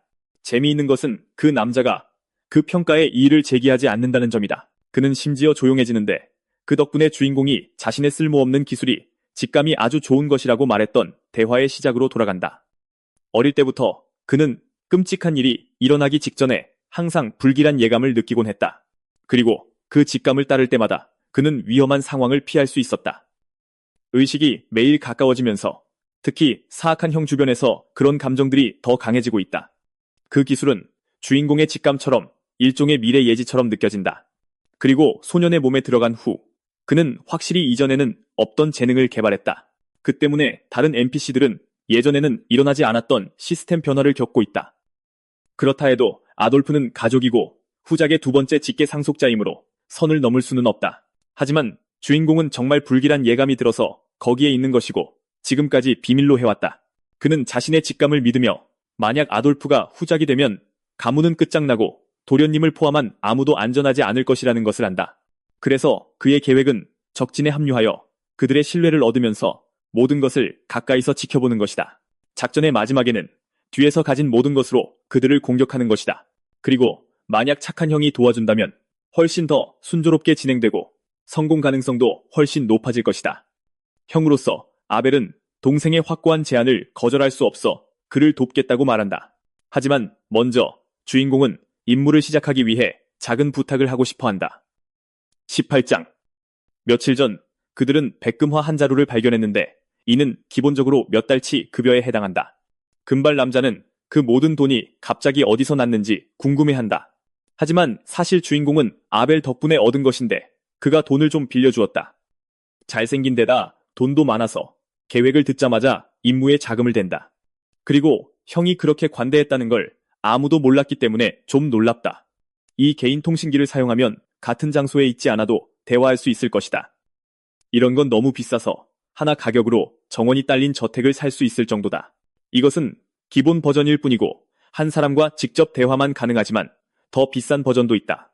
아벨과의 만남이 아주 잘 진행되었고 그들이 계획을 위해 한 팀이 된 것은 꽤 명백하다. 그동안 수호자는 돈을 사용할 때까지 가지고 있어야 할 것이다. 지금 당장 쓸 곳도 없는데 아이는 벌써 더 많은 코인을 벌고 싶어 한다. 마치 영리한 마법사가 생각할 법한 미래를 위한 투자 계획 같다. 그 순간 하녀는 지팡이로 정령 마법을 훈련하고 있다. 피카츄는 그녀의 지팡이 끝에 매달려 주변을 밝힐 수 있다. 안타깝게도 마법이 통하지 않아 빛을 내게 할 수 없다. 애완동물은 주인공 머리에서 내려오려 하지 않고 주인공은 그가 거의 헤드램프라고 생각한다. 그 말에 금발 남자는 뭔가를 떠올리며 왜 그들이 빌어먹을 산 안에 있는지 궁금해한다. 그가 마지막으로 기억하는 것은 이웃 지역을 방문하기 위해 집을 떠난 것이다. 그러다 갑자기 주인공이 잠시 들르기로 결정하는 바람에 동굴 안에 있게 되었다. 이곳은 탐험하다. 온갖 위험이 도사리고 있을 수 있으니 오래 머물 곳이 아니다. 너무 위험해서 동굴 입구에서 마주쳤던 환한 괴물들이 생각난다. 깊이 들어갈수록 보이는 몬스터가 줄어드는 게 이상한데 이 지역 끝에 강력한 보스가 있다는 뜻이다. 만반의 준비를 하며 그는 밖으로 돌아가야 한다고 경고한다. 하지만 그건 처음부터 주인공의 계획이었다. 그는 바로 그것 때문에 여기 왔다고 말한다. 그가 한 말은 모두 사실이었다. 그는 정말로 옆 마을에 볼 일이 있지만 가는 길에 던전이 있다는 것도 알고 있었다. 만약 처음부터 던전에 간다고 말했다면 형들 중 한 명이 어떻게든 따라오겠다고 고집을 부려 완전한 혼란이 되었을 것이기 때문에 아무도 주인공을 집에서 나가게 두지 않았을 것이다. 그리고 어린 예르지엘의 문제도 있다. 그녀의 정령 마법은 비밀리에 훈련해야 하고 오직 도련님만 그녀에 대해 알고 있다. 기본적으로 주변에 사람이 너무 많으면 전리품을 독차지할 수 없을 것이다. 문제는 소녀는 이제 막 마법을 배우기 시작했고 주인공은 겨우 레벨 2가 되었다는 것이다. 그 말에 아이는 짜증을 내며 자신은 바보들을 속이려고 약한 척하는 것뿐이라고 주장한다. 그들의 3인 파티는 이미 어떤 거대 몬스터든 상대할 만큼 충분히 강하다. 팀에는 든든한 탱커, 친절한 힐러, 그리고 무엇보다 모든 것을 통제하는 데미지 마법사가 있다. 모두 자랑스럽게 그는 자신의 주인이 이미 강하고 앞으로 더 강해질 것이라고 말한다. 경호원을 떠보며 그는 결국 누구에게 충성을 맹세할 것인지 자신인지 아니면 아버지인지 묻는다. 결국 2명의 주인을 섬기는 기사는 둘 중 누구에게도 진정으로 충성하지 않는다. 그 말에 남자는 생각에 잠기며 할 말을 잃는다. 지금 레오는 아들들을 안전하게 지키라는 후작의 명령을 따르고 있다. 즉, 기사는 후작에게 진정으로 충성하는 것이 아니며 진정한 주인을 선택해야 한다. 이 기사를 얻기 위해서는 단지 기술을 과시하는 것만으로는 충분하지 않을 것이다. 마침내 인정받게 되면 그는 자신의 군대를 위해 영원히 뚫리지 않는 방패를 얻게 될 것이다. 그래서 그들 셋은 함께 위험한 미궁 속으로 더 깊이 들어간다. 맨 끝에서 그들은 보스방에 도착하고 그것은 거기에 앉아 기다리고 있다. 그 이름은 성소의 비밀 미노타우로스, 이 벽의 수호자다. 게임에서 이곳은 초보자들이 경험치와 돈을 벌기 위해 인기 있는 장소였고 가장 좋은 점은 쉬운 것에 비해 보상이 매우 후하다는 것이다. 여전히 욕심 많은 그는 자신의 보물을 누구와도 나누고 싶어 하지 않는다. 그 몬스터는 일반 오우거보다 3배 강한 것으로 알려져 있지만 마법사는 영리해서 이미 그것의 공격을 막고 반격할 완벽한 계획을 가지고 있다. 두 사람의 검과 마법으로 그들은 미노타우로스를 화나게 하고 유인하는 데 성공한다. 그것은 위험한 움직임이고 그들은 매초 완벽한 타이밍으로 피해야 한다. 이상적으로는 옆으로 피하고 최대한 맞지 않도록 해야 한다. 거대한 녀석이 지치면 그들은 들어가서 공격하고 예르지엘이 지원할 것이다. 소녀의 첫 전투이기 때문에 바위 뒤에 숨어 주문을 시전해도 괜찮다. 하지만 그녀는 최대한 돕고 싶어하고 숨기 위해 마법을 훈련한 것이 아니다. 그 모습에 소녀는 그녀를 더욱 존경하게 된다. 그녀는 엄청나게 용감하다. 이번 임무에서 그녀의 역할은 카일님을 보호하기 위해 다른 사람들을 치료하고 지원하는 것이다. 사실 그녀는 정정받는다. 가장 중요한 것은 끝까지 살아남는 것이다. 그녀가 쓰러지지 않는 한 그녀의 손은 레온과 주인공을 계속 서 있게 할 것이다. 마지막 규칙 하나는 위험해졌을 때 자신을 보호하는 것을 잊지 말라는 것이다. 그녀는 알아듣고 자신이 어떤 알 수 없는 장소의 던전 안에 있다는 것을 기억한다. 전투에서 힐러가 얼마나 중요한지, 그리고 미노타우로스를 이기는 전략은 실제 경험을 통해서만 배울 수 있는 것들이다. 평생을 갇혀 지낸 것을 고려하면 어린 친구가 이 모든 것을 알고 있다는 것이 이상하다. 레오는 그가 어떻게 던전 전략에 그렇게 익숙한지 궁금해하기 시작한다. 그들이 던전이 처음이냐고 묻자 그는 자신이 너무 전문가처럼 행동했다는 것을 깨닫는다. 그래서 그는 거짓말을 하며 오우거와 싸웠던 고블린 사냥 중에 기본적인 팁을 몇 가지 배웠다고 말한다. 하지만 그 변명은 별로 통하지 않는데 병사들조차 단순한 오우거를 어떻게 다뤄야 할지 몰랐기 때문이다. 그래서 레오는 저 아이가 자신이 오랫동안 섬겨온 진짜 카일 도련님이 아니라고 결론 내립니다. 그는 저 아이가 갑자기 저렇게 어른스럽게 행동할 리 없다며 그를 붙잡으라고 명령합니다. 분명 저 소녀는 악령의 씨였으니 불태워야 한다고요. 안타깝게도 그렇게 되면 주인공은 게임 오버가 되고 말 겁니다. 하지만 그건 전부 그의 상상일 뿐 일어날 수 없는 일입니다. 그는 이야기를 바꿔 미노타우로스에 대해 책에서 그리고 전략서에서도 읽었다고 거짓말합니다. 놀랍게도 레오는 그 말을 마음에 들어하며 그가 전투, 전술까지 공부했다는 사실에 감명받습니다. 그는 무척 자랑스러워하며 도련님의 성장이 믿기지 않는다고 말합니다. 둘의 관계는 크게 개선되었고 그를 설득하는 건 쉬워졌습니다. 그래도 영원히 마법 천재라는 꼬리표가 붙는 건 피하고 싶기에 변명거리를 생각해내야 합니다. 마침내 그녀는 지팡이를 수호 부적처럼 빛나게 하는 데 성공합니다. 그녀가 치유 주문을 발동하자 그 일대에 수많은 정령이 풀려납니다. 이 힘은 체력과 방어력을 높여주고 만화와 검기 또한 증폭시킵니다. 에르지엘이 업그레이드했기 때문에 원래보다 훨씬 더 강력합니다. 이제 세 사람은 마침내 거대한 미노타우로스와 맞설 시간이 되자 전투 의지가 불타오릅니다. 레온이 먼저 검을 들고 정면으로 돌진합니다. 그의 계획은 미노타우로스와 정면으로 부딪혀 놈의 주의를 끌고 기력을 빼놓는 것입니다. 그는 야수의 머리에 묵직한 일격을 가하지만 그저 거대한 괴물을 격분시킬 뿐이었고 놈은 반격하기 위해 일어섭니다. 에르지엘의 마법 덕분에 레온의 몸은 더 강인해 보입니다. 잠에서 깬 미노타우로스는 누가 자신의 잠을 방해하냐고 묻습니다. 그리고는 보물에 손대려는 자는 누구든 용서하지 않겠다고 소리칩니다. 엎친 데 덮친 격으로 누군가 놈이 말을 하는 도중에 얼굴에 얼음 마법을 날려버립니다. 그러자 카일이 자기가 한 짓이라며 나섭니다. 그는 적에게 여러 발의 아이스샷을 날립니다. 그 틈을 타 레오는 칼날로 깔끔하고 정확한 참격을 날립니다. 그는 집중력을 잃지 않고 팀의 일원으로서 자격이 있는 기사임을 증명합니다. 20장. 그는 집중력을 잃지 않고 괴물의 어깨에 강력한 일격을 날립니다. 괴물은 믿을 수가 없습니다. 그런 배짱에 충격을 받은 것입니다. 놈은 감히 자신의 보물에 접근하는 자들에게 모든 분노를 터뜨립니다. 필살의 일격을 준비하며 놈은 그들 모두를 쓸어버리려 합니다. 생존자는 남기지 않을 겁니다. 다행히 카일은 자신을 보호하기 위해 밧줄과 마법진을 설치합니다. 공격이 막히자 미노타우로스는 굴욕이라도 당한 듯 더욱 분노합니다. 그럼에도 그 힘은 엄청났고 방어막이 절묘한 순간에 나타나 그를 구했습니다. 카일의 마법은 소름 끼치도록 정확합니다. 그는 항상 다음 수를 알고 있고 결국 전투를 지휘하게 됩니다. 그는 본능적으로 상황을 읽고 누구도 따라 할 수 없는 방식으로 마법을 사용합니다.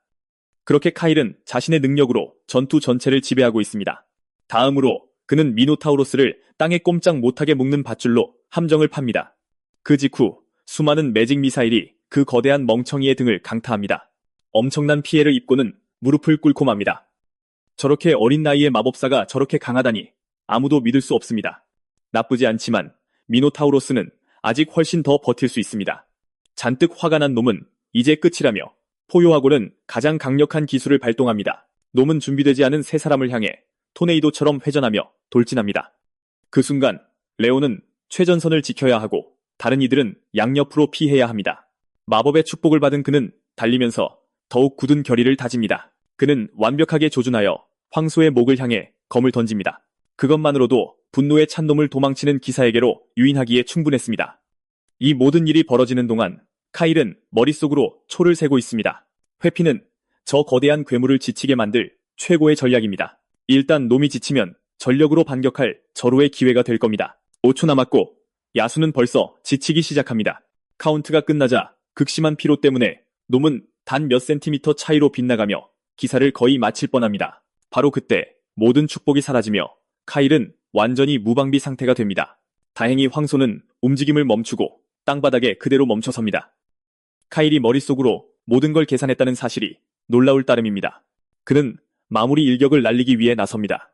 자신의 스킬 한계를 돌파하며 그는 다시 한번 진짜 마법을 세상에 구현합니다. 그는 얼음창을 만들어 적에게 던집니다. 전투가 끝나고 에르지엘이 레온의 상처를 치료합니다. 드디어 저 미궁에서 값진 보물을 챙길 시간입니다. 그들 앞에는 마법이라도 걸린 듯 반짝이는 상자가 있습니다. 직감을 이용해 카일은 보상 안의 보석과 장비를 꿰뚫어 봅니다. 강력한 검은 단단한 공룡뼈, 유물로 만들어졌습니다. 아름다운 목걸이도 있는데 정령들이 분명 좋아할 만한 물건입니다. 각자에게 어울리는 물건을 나눠 갖고 이제 마법사 차례입니다. 보물 안에서 그는 고풍스러운 기운을 뿜어내는 용기의 지팡이를 발견합니다. 그건 고인물 플레이어들이 압도적인 마법사 빌드를 만들 때 사용하던 꼼수였습니다. 그 선택으로 그는 오랫동안 무기 걱정을 할 필요가 없을 겁니다. 레온의 검 또한 위험을 감수할 만한 가치가 있는 마법 효과가 있어 놀랍습니다. 그는 이전에 어린 도련님과 나눴던 충성에 대한 대화를 떠올립니다. 에르지엘은 자신만이 카일에게서 무언가를 받는다고 생각해서 정말 죄책감을 느낍니다. 그녀는 결코 갚을 수 없는 보물을 받지 않고 도움이 되고 싶어 합니다.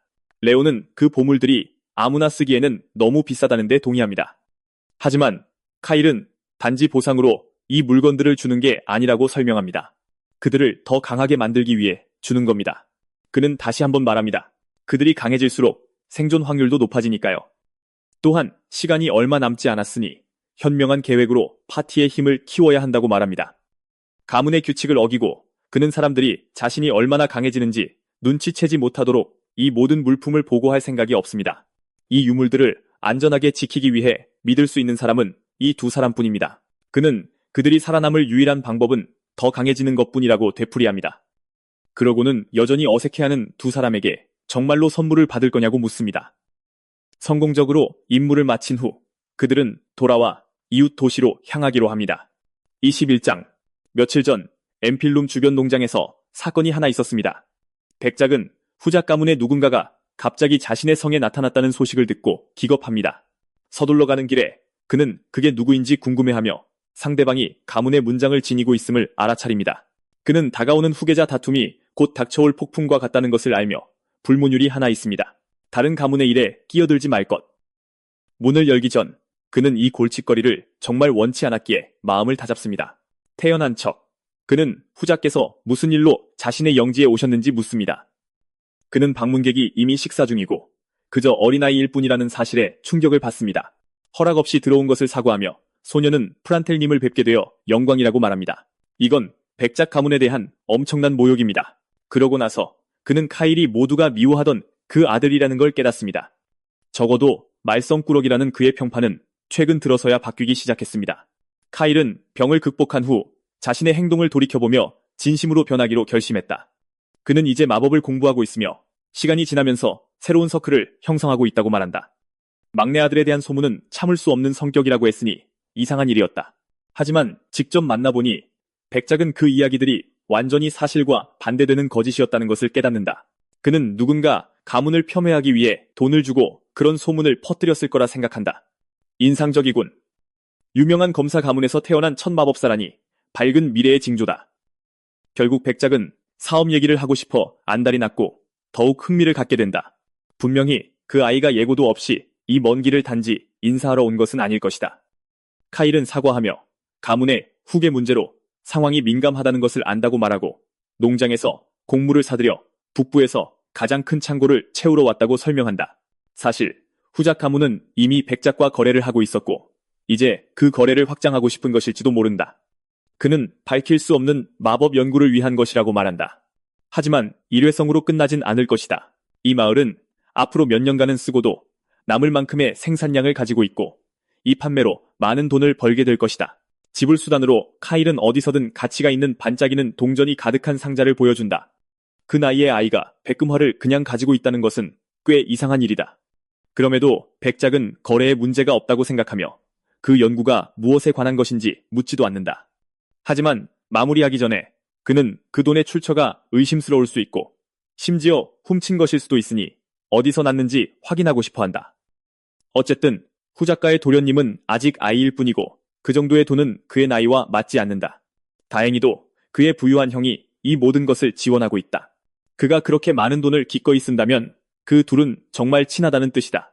아벨은 가문에서 가장 유망한 아들로 차분하고 품위가 있다. 이 거래를 성사시키면 백기사에게 점수를 따는데도 도움이 될 것이다. 가격을 이야기하는데 곡물 한 포대당 은화 4개였고 금발 남자가 조용히 있는 동안 그들은 한참 동안 흥정을 벌인다. 오랜 실랑이 끝에 그들은 포대당 5코인으로 합의한다.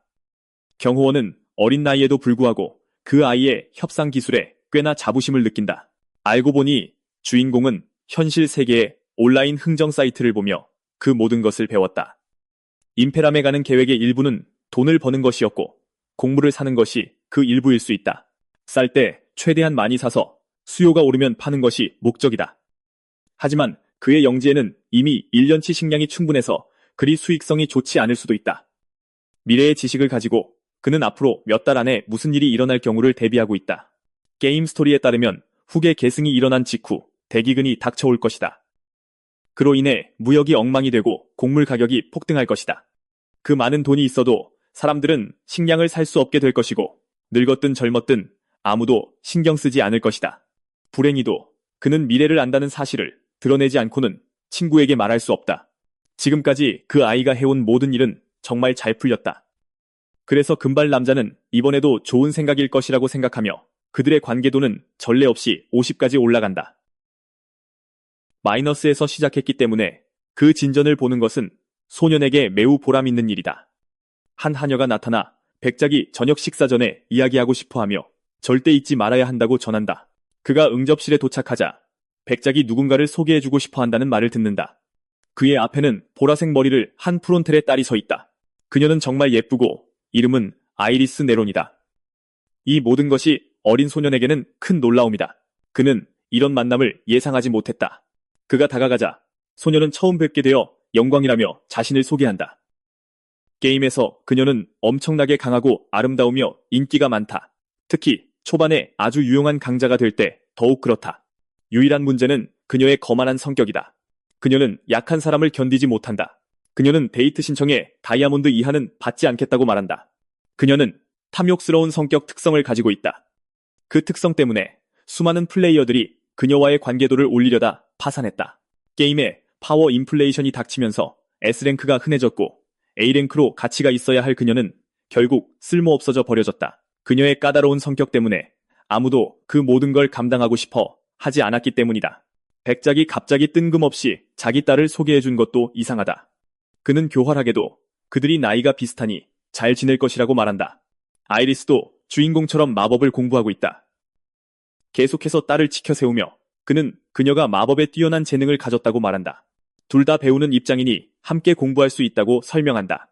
주인공이 보기에는 그녀는 원하지 않고 억지로 하는 것처럼 보인다. 그럼에도 그는 자신이 후작의 넷째 아들이라고 설명하며 자신을 소개한다.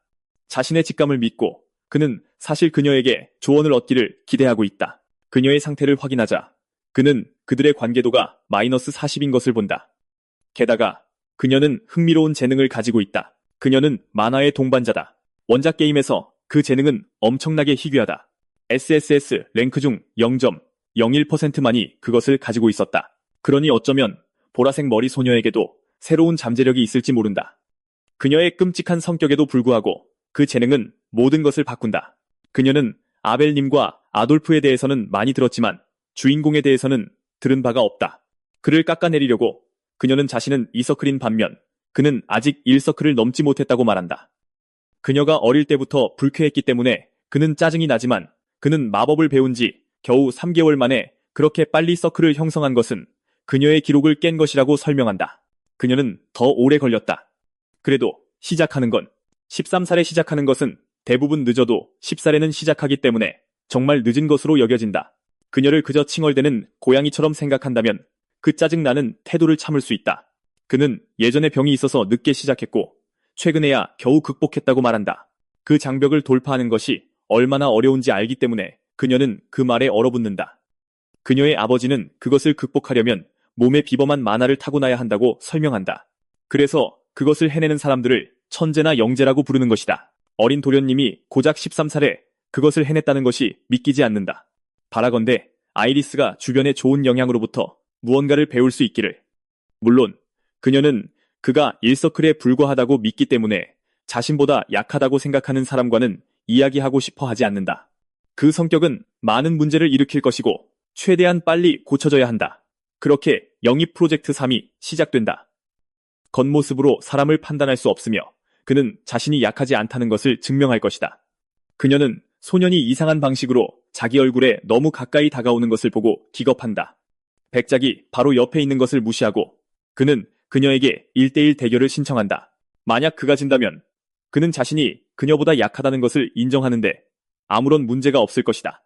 뒤틀린 방식으로 만약 소녀가 이기면 그녀는 그가 자신의 발을 핥고 키스하기를 원한다. 그 말에 백작은 완전히 당황하며 그녀가 도대체 어디서 그런 것을 배웠는지 의아해한다. 소년 역시 도대체 어떤 책을 읽어야 그런 내용을 찾을 수 있는지 이해하지 못하며 충격받는다. 아무래도 그녀는 권장 연령대를 훨씬 뛰어넘는 이상한 로맨스 소설을 읽는 것을 좋아하는 것 같다. 그럼에도 불구하고 소녀는 물러서지 않고 만약 자신이 진다면 그녀가 원하는 것은 무엇이든 하겠다고 말한다. 그 대사는 맥락 없이 들으면 백작을 완전히 당황하게 만든다. 조건을 바꿔서 소녀는 만약 자신이 이기면 앞으로 그녀의 새로운 스승이 되겠다고 말한다. 그리고 그뿐만 아니라 그녀는 다시는 자신보다 낮은 등급의 사람을 험담할 수 없으며 그것을 약속해야 한다. 그녀는 거만하고 1서클 초보자가 자신을 이길 수 없다는 것을 알기 때문에 그 말에 화가 난다. 당황한 백작은 자신의 딸이 어릴 때부터 버릇없이 자라서 성격에 문제가 있다고 인정한다. 계속 이런 식이라면 그녀가 세상에서 조만간 문제를 일으키지 않고 살아가기는 정말 어려울 것이다. 그녀의 나이에 나쁜 평판 때문에 친구가 한 명도 없어서 그는 소년에게 그 역시 힘든 어린 시절을 보냈으니 그녀를 용서해달라고 부탁했다. 그것은 분명 그녀에게 좋은 배움의 경험이 될 것이고 그는 둘의 대결을 허락한다. 그 말에 소년은 투지를 불태운다. 그는 기본적으로 자기가 원하는 걸 하려면 백작의 승인만 받으면 됐어요. 저택의 다른 편에서는 그녀는 자기를 이길 수 있다고 생각한 소년에게 여전히 화가 나 있었지만 그가 꽤 귀엽다고 생각했기 때문에 혼란스러워하며 그가 자기 발을 핥게 만들기로 결심합니다. 백작은 딸이 고작 11살임에도 불구하고 주인공에게 소개한 데에는 분명 다른 이유가 있었어요. 그녀는 이미 청혼을 받기 시작할 적정 나이였거든요. 어쩌면 그 남자는 언젠가 둘이 함께하게 될 것을 생각하고 있는지도 모릅니다. 그 세계에서는 귀족들이 평민들보다 일찍 결혼합니다. 역겨움을 느낀 주인공은 왜 그 소녀가 갑자기 자신과의 만남에 끼게 되었는지 깨닫습니다. 짜증이 난 그는 만약 그게 사실이라면 대결에서 그녀를 더 처참하게 짓밟아야겠다고 말합니다. 단지 지위 때문에 참을 수 없는 태도를 가진 사람과 결혼하는 것은 말도 안 된다고 생각하며 그는 전력을 다해 그녀의 끔찍한 성격을 고쳐주기로 결심합니다. 하녀는 카일 도련님이 그 소녀와 혼담이 오간다는 소식을 듣고 슬퍼합니다. 다음 날이 오고 이제 아이들의 결투 시간입니다. 상대방은 마법을 사용해서 쓰러뜨려야 하지만 그 과정에서 아무도 다쳐서는 안 됩니다. 위험해 보이기 시작하면 싸움은 즉시 중단될 것입니다. 심판은 수호자가 맡을 것입니다. 그는 유명하고 경험 많은 기사이므로 불공정한 판정을 내리지는 않을 겁니다. 대결이 선언되고 소녀는 곧바로 불의 지팡이로 시작하며 주인공에게 불화살을 쏩니다. 11살 치고는 그녀의 시전 속도는 정말 빠릅니다. 그럼에도 불구하고 주인공은 우위를 점하고 바람의 힘을 발동하여 화살들의 궤도를 벗어나게 합니다. 공기를 이용해 불꽃을 튕겨내는 것은 정말 영리한 수였습니다. 짜증이 난 그녀는 자신의 마력을 얕보지 말라고 말합니다. 그녀는 지지 않을 겁니다. 다시 한번 그녀는 이번에는 더 강력한 화염 마법을 시전합니다. 다행히도 주인공은 준비가 되어 있었고 자신을 보호하기 위해 에너지돔을 만듭니다. 모든 것을 침착하게 바라보며 그는 그녀가 용감하고 정말 인상적이라고 인정합니다. 반격하기 위해 그는 에너지 의식을 시작하며 그녀가 막을 수 있는지 묻습니다. 그것은 주인공이 동시에 두 개의 마법을 시전할 수 있을 거라고 예상하지 못했던 백작을 충격에 빠뜨립니다. 그런 종류의 기술은 일서클은 고사하고 경험 많은 마법사에게도 매우 고급 기술입니다. 마지막 순간 그녀는 싸움을 끝낼 수 있었던 일격으로부터 자신을 보호하는 방어 마법을 간신히 발동하지만 그녀의 화염 공격은 바람에 흡수됩니다. 그 일로 그녀는 겁을 먹기 시작하고 더 빠른 속도로 더 많은 마법을 시전해야만 합니다. 바로 그때 주인공이 가까이 나타나 위협적인 방식으로 그녀의 얼굴 앞에 지팡이를 듭니다. 그것으로 기본적으로 싸움은 끝나고 누가 더 나은 마법사인지 증명됩니다. 소녀는 감격스러워하는 반면 소녀는 방금 일어난 일에 말문이 막힙니다. 그녀는 일서클 마법사에게 처음으로 진 것에 대해 격분합니다. 그녀는 전부 운이었고 그 승리는 무효라고 소리칩니다. 재대결을 원하며 그녀는 잠시 컨디션이 좋지 않았다고 말합니다. 그럼에도 불구하고 주인공은 결과가 달라지지 않을 것을 알기에 동의합니다. 그 말은 보라색 머리 소녀를 더욱 화나게 만들었고 그녀는 이번에는 이길 것이라고 말합니다. 5번의 라운드가 지나고 모든 라운드에서 카일 도련님이 승리합니다. 그녀가 몇 번을 시도하든 결과는 항상 같습니다. 그래서 그는 이제 그녀의 만화가 바닥났을 테니 싸움을 끝내자고 말합니다. 그녀는 너무 화가 나서 모두 앞에서 울기 시작합니다. 그녀는 더 약한 사람에게 졌다는 것을 받아들일 수 없어서 때를 씁니다. 불행히도 주인공이 그녀를 울리고 말았습니다. 어쩌면 그가 너무 심했을지도 모릅니다. 그날 밤 백작은 그에게 연회에 입고 갈 새 옷을 줍니다. 공식적인 행사이고 모두가 차려입을 것이기 때문에 제대로 옷을 입는 것이 좋습니다. 그 남자는 딸이 우는데도 불구하고 주인공을 저녁 식사에 초대하는 것을 보니 친절해 보입니다. 카일이 아이리스를 이긴 이후로 소녀는 분명 소년을 더 싫어하게 됐음에도 불구하고 그는 두 가문을 더 가깝게 만들려는 의지가 더 확고해 보입니다. 하지만 금발 남자는 눈치채지 못하고 그녀의 표정을 보고 다른 것이라고 생각합니다. 그는 많은 분야에서 정말 경험이 많아 보이지만 연애에 관해서는 전혀 감을 잡지 못합니다. 결국 그의 하녀 친구가 그가 준비하는 것을 돕고 모든 것을 마무리합니다. 그는 결국 의상에 어울리게 매우 잘생기고 품이 있어 보입니다. 칭찬을 받자 그는 파티에 가는 것이 더욱 기대됩니다. 사람들은 카일이 나타나기를 기대하고 있었고 그는 초대에 감사를 표합니다.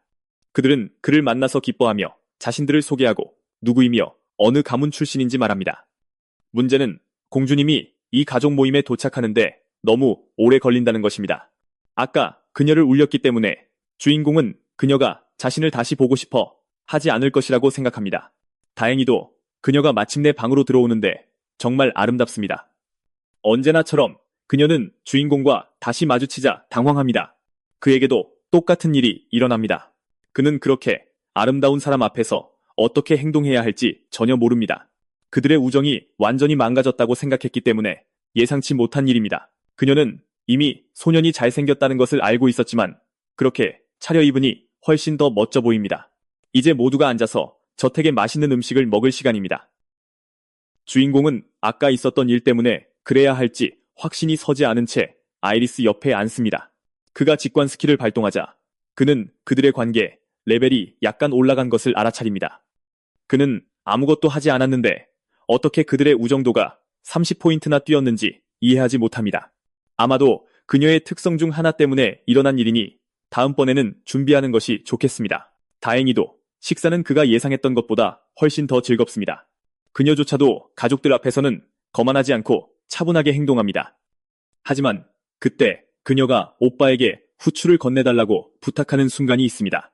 즉시 주인공은 그가 볼 수 있는 가장 가까운 소금통을 그녀에게 건넵니다. 그 순간 그들의 손이 닿자 그녀는 완전히 당황합니다. 둘 다 어떻게 반응해야 할지 모르고 서로의 눈을 마주치는 것을 피하려고 합니다. 그들의 관계가 개선되었음에도 불구하고 소녀의 행동은 어쩐지 더 나빠진 것 같습니다. 다음 날 주인공은 자기 방에 나타난 방문객에 놀랍니다. 그곳에는 아이리스 영예가 서서 차분하게 커피를 마시고 있습니다. 그녀는 약속을 지키기 위해 주인공의 제자가 되기 위해 왔습니다. 그녀는 고작 일서클인 소년의 마법이 왜 그렇게 강력한지 정말 궁금해합니다. 그의 마법 스타일은 어떤 책에도 나온 적이 없으며 일반적인 방법과 정말 달라 보입니다.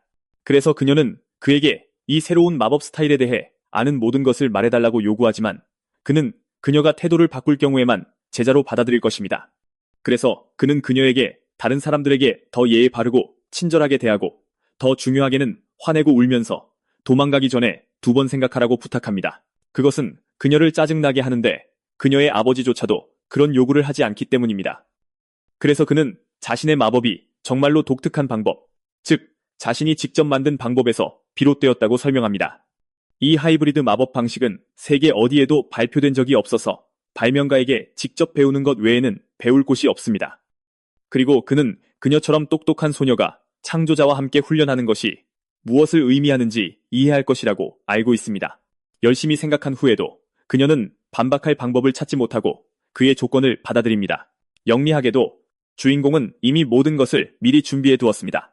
그는 그녀 바로 앞에서 자신의 손으로 마법 계약서를 만듭니다. 그 안에는 그녀가 그의 제자가 되기 위해 받아들여야 하는 모든 조건이 적혀 있습니다. 그녀가 할 일은 그 예쁜 펜으로 서명하는 것뿐입니다. 만약 계약이 파기되면 신성한 힘이 끔찍한 벌을 내릴 것입니다. 인정하며 그는 이 모든 수고를 겪지 않았을 것이라고 말합니다. 백작 자신이 주인공에게 그 계약서를 준 사람입니다. 전날의 싸움 이후 그는 그들의 수업이 시작되기를 간절히 원하게 되었습니다. 그리고 만약 아이리스가 누구의 말도 듣지 않는다면 마법 계약서는 희귀한 갑오로 사용될 수 있습니다. 그 말은 보라색 머리 소녀를 정말 화나게 만들었고 그녀는 아버지가 실제로 그렇게 말했다는 것을 믿을 수 없습니다. 화가 나서 그녀는 그와 맞서 진실을 알아내겠다고 말하며 뛰쳐나갑니다.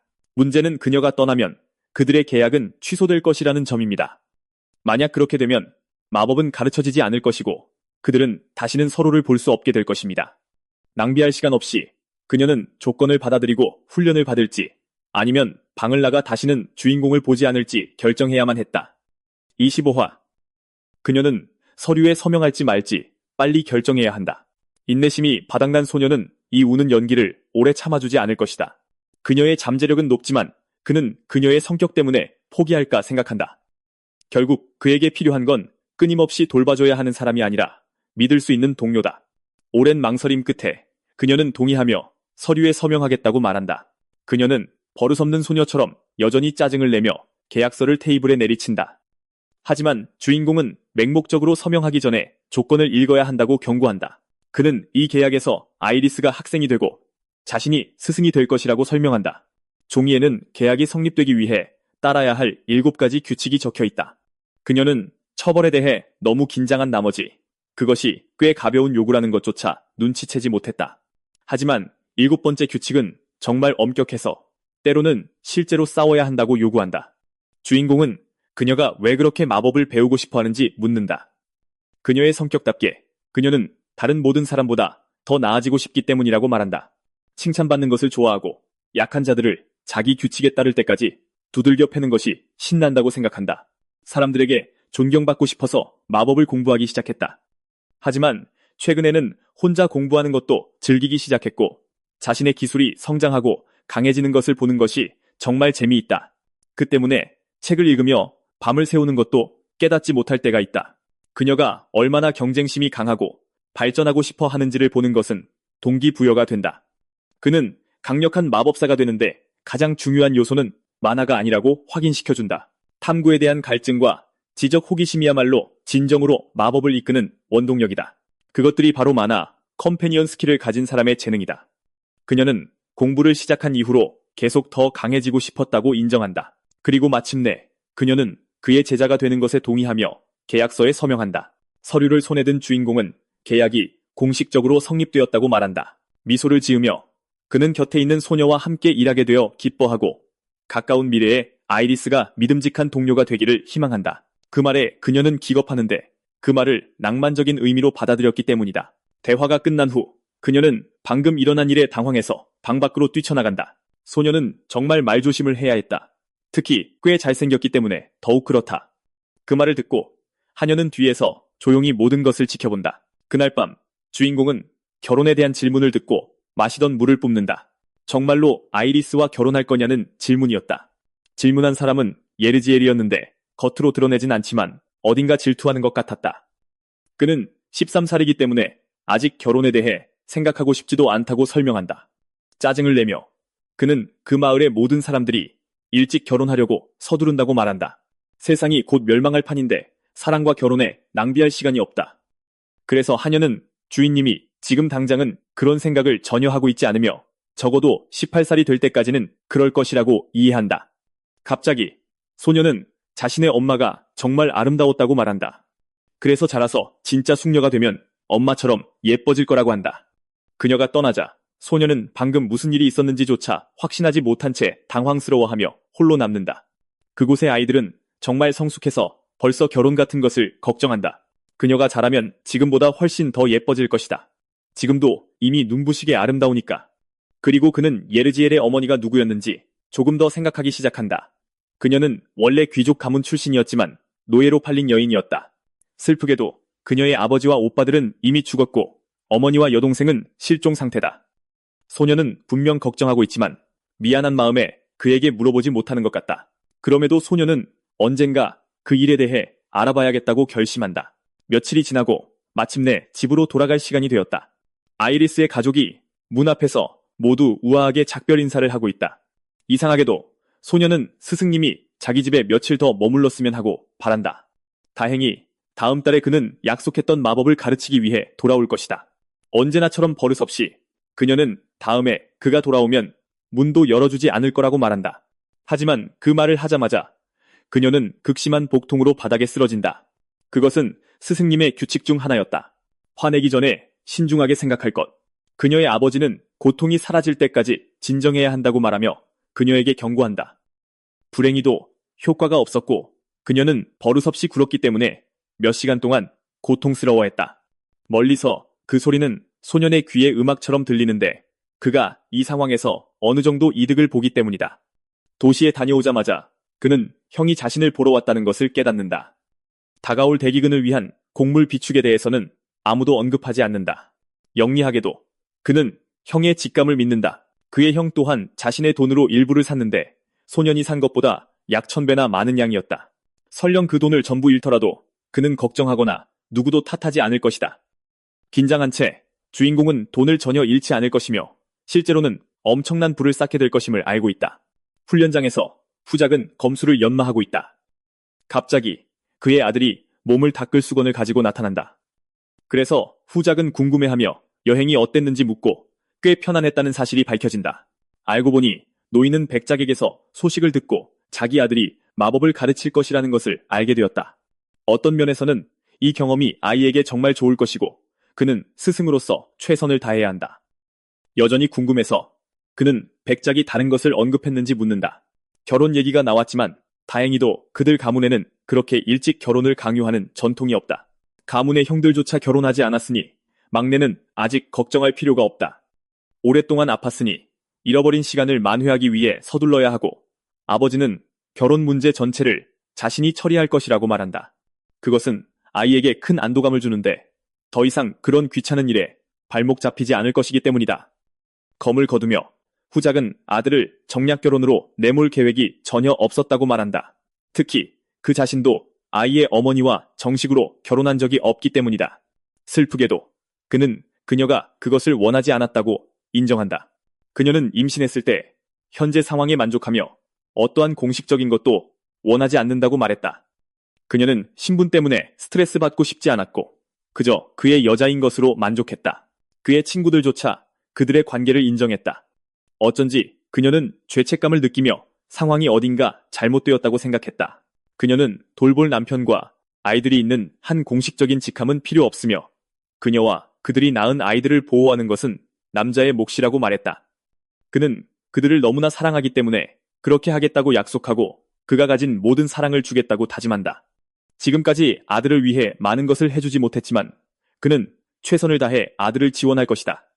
그는 또한 지금부터 아들이 원하는 것은 무엇이든 지지해주겠다고 약속한다.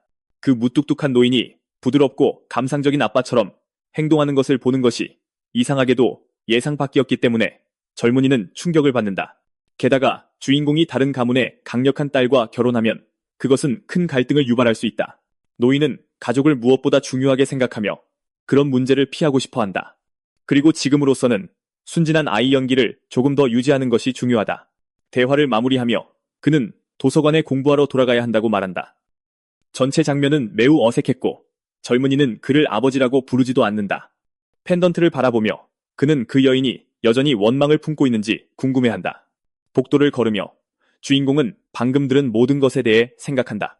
그는 던전에서 얻은 전리품에 대해 언급했어야 했다는 것을 기억해낸다. 그는 자신이 설명할 기회를 가질 때까지 후작에게 아무것도 보고하지 말라고 보호자에게 말했다. 그는 그것에 대해 별로 생각해본 적이 없었고 이제 미래를 두려워하지 않고 도서관으로 향할 시간이다.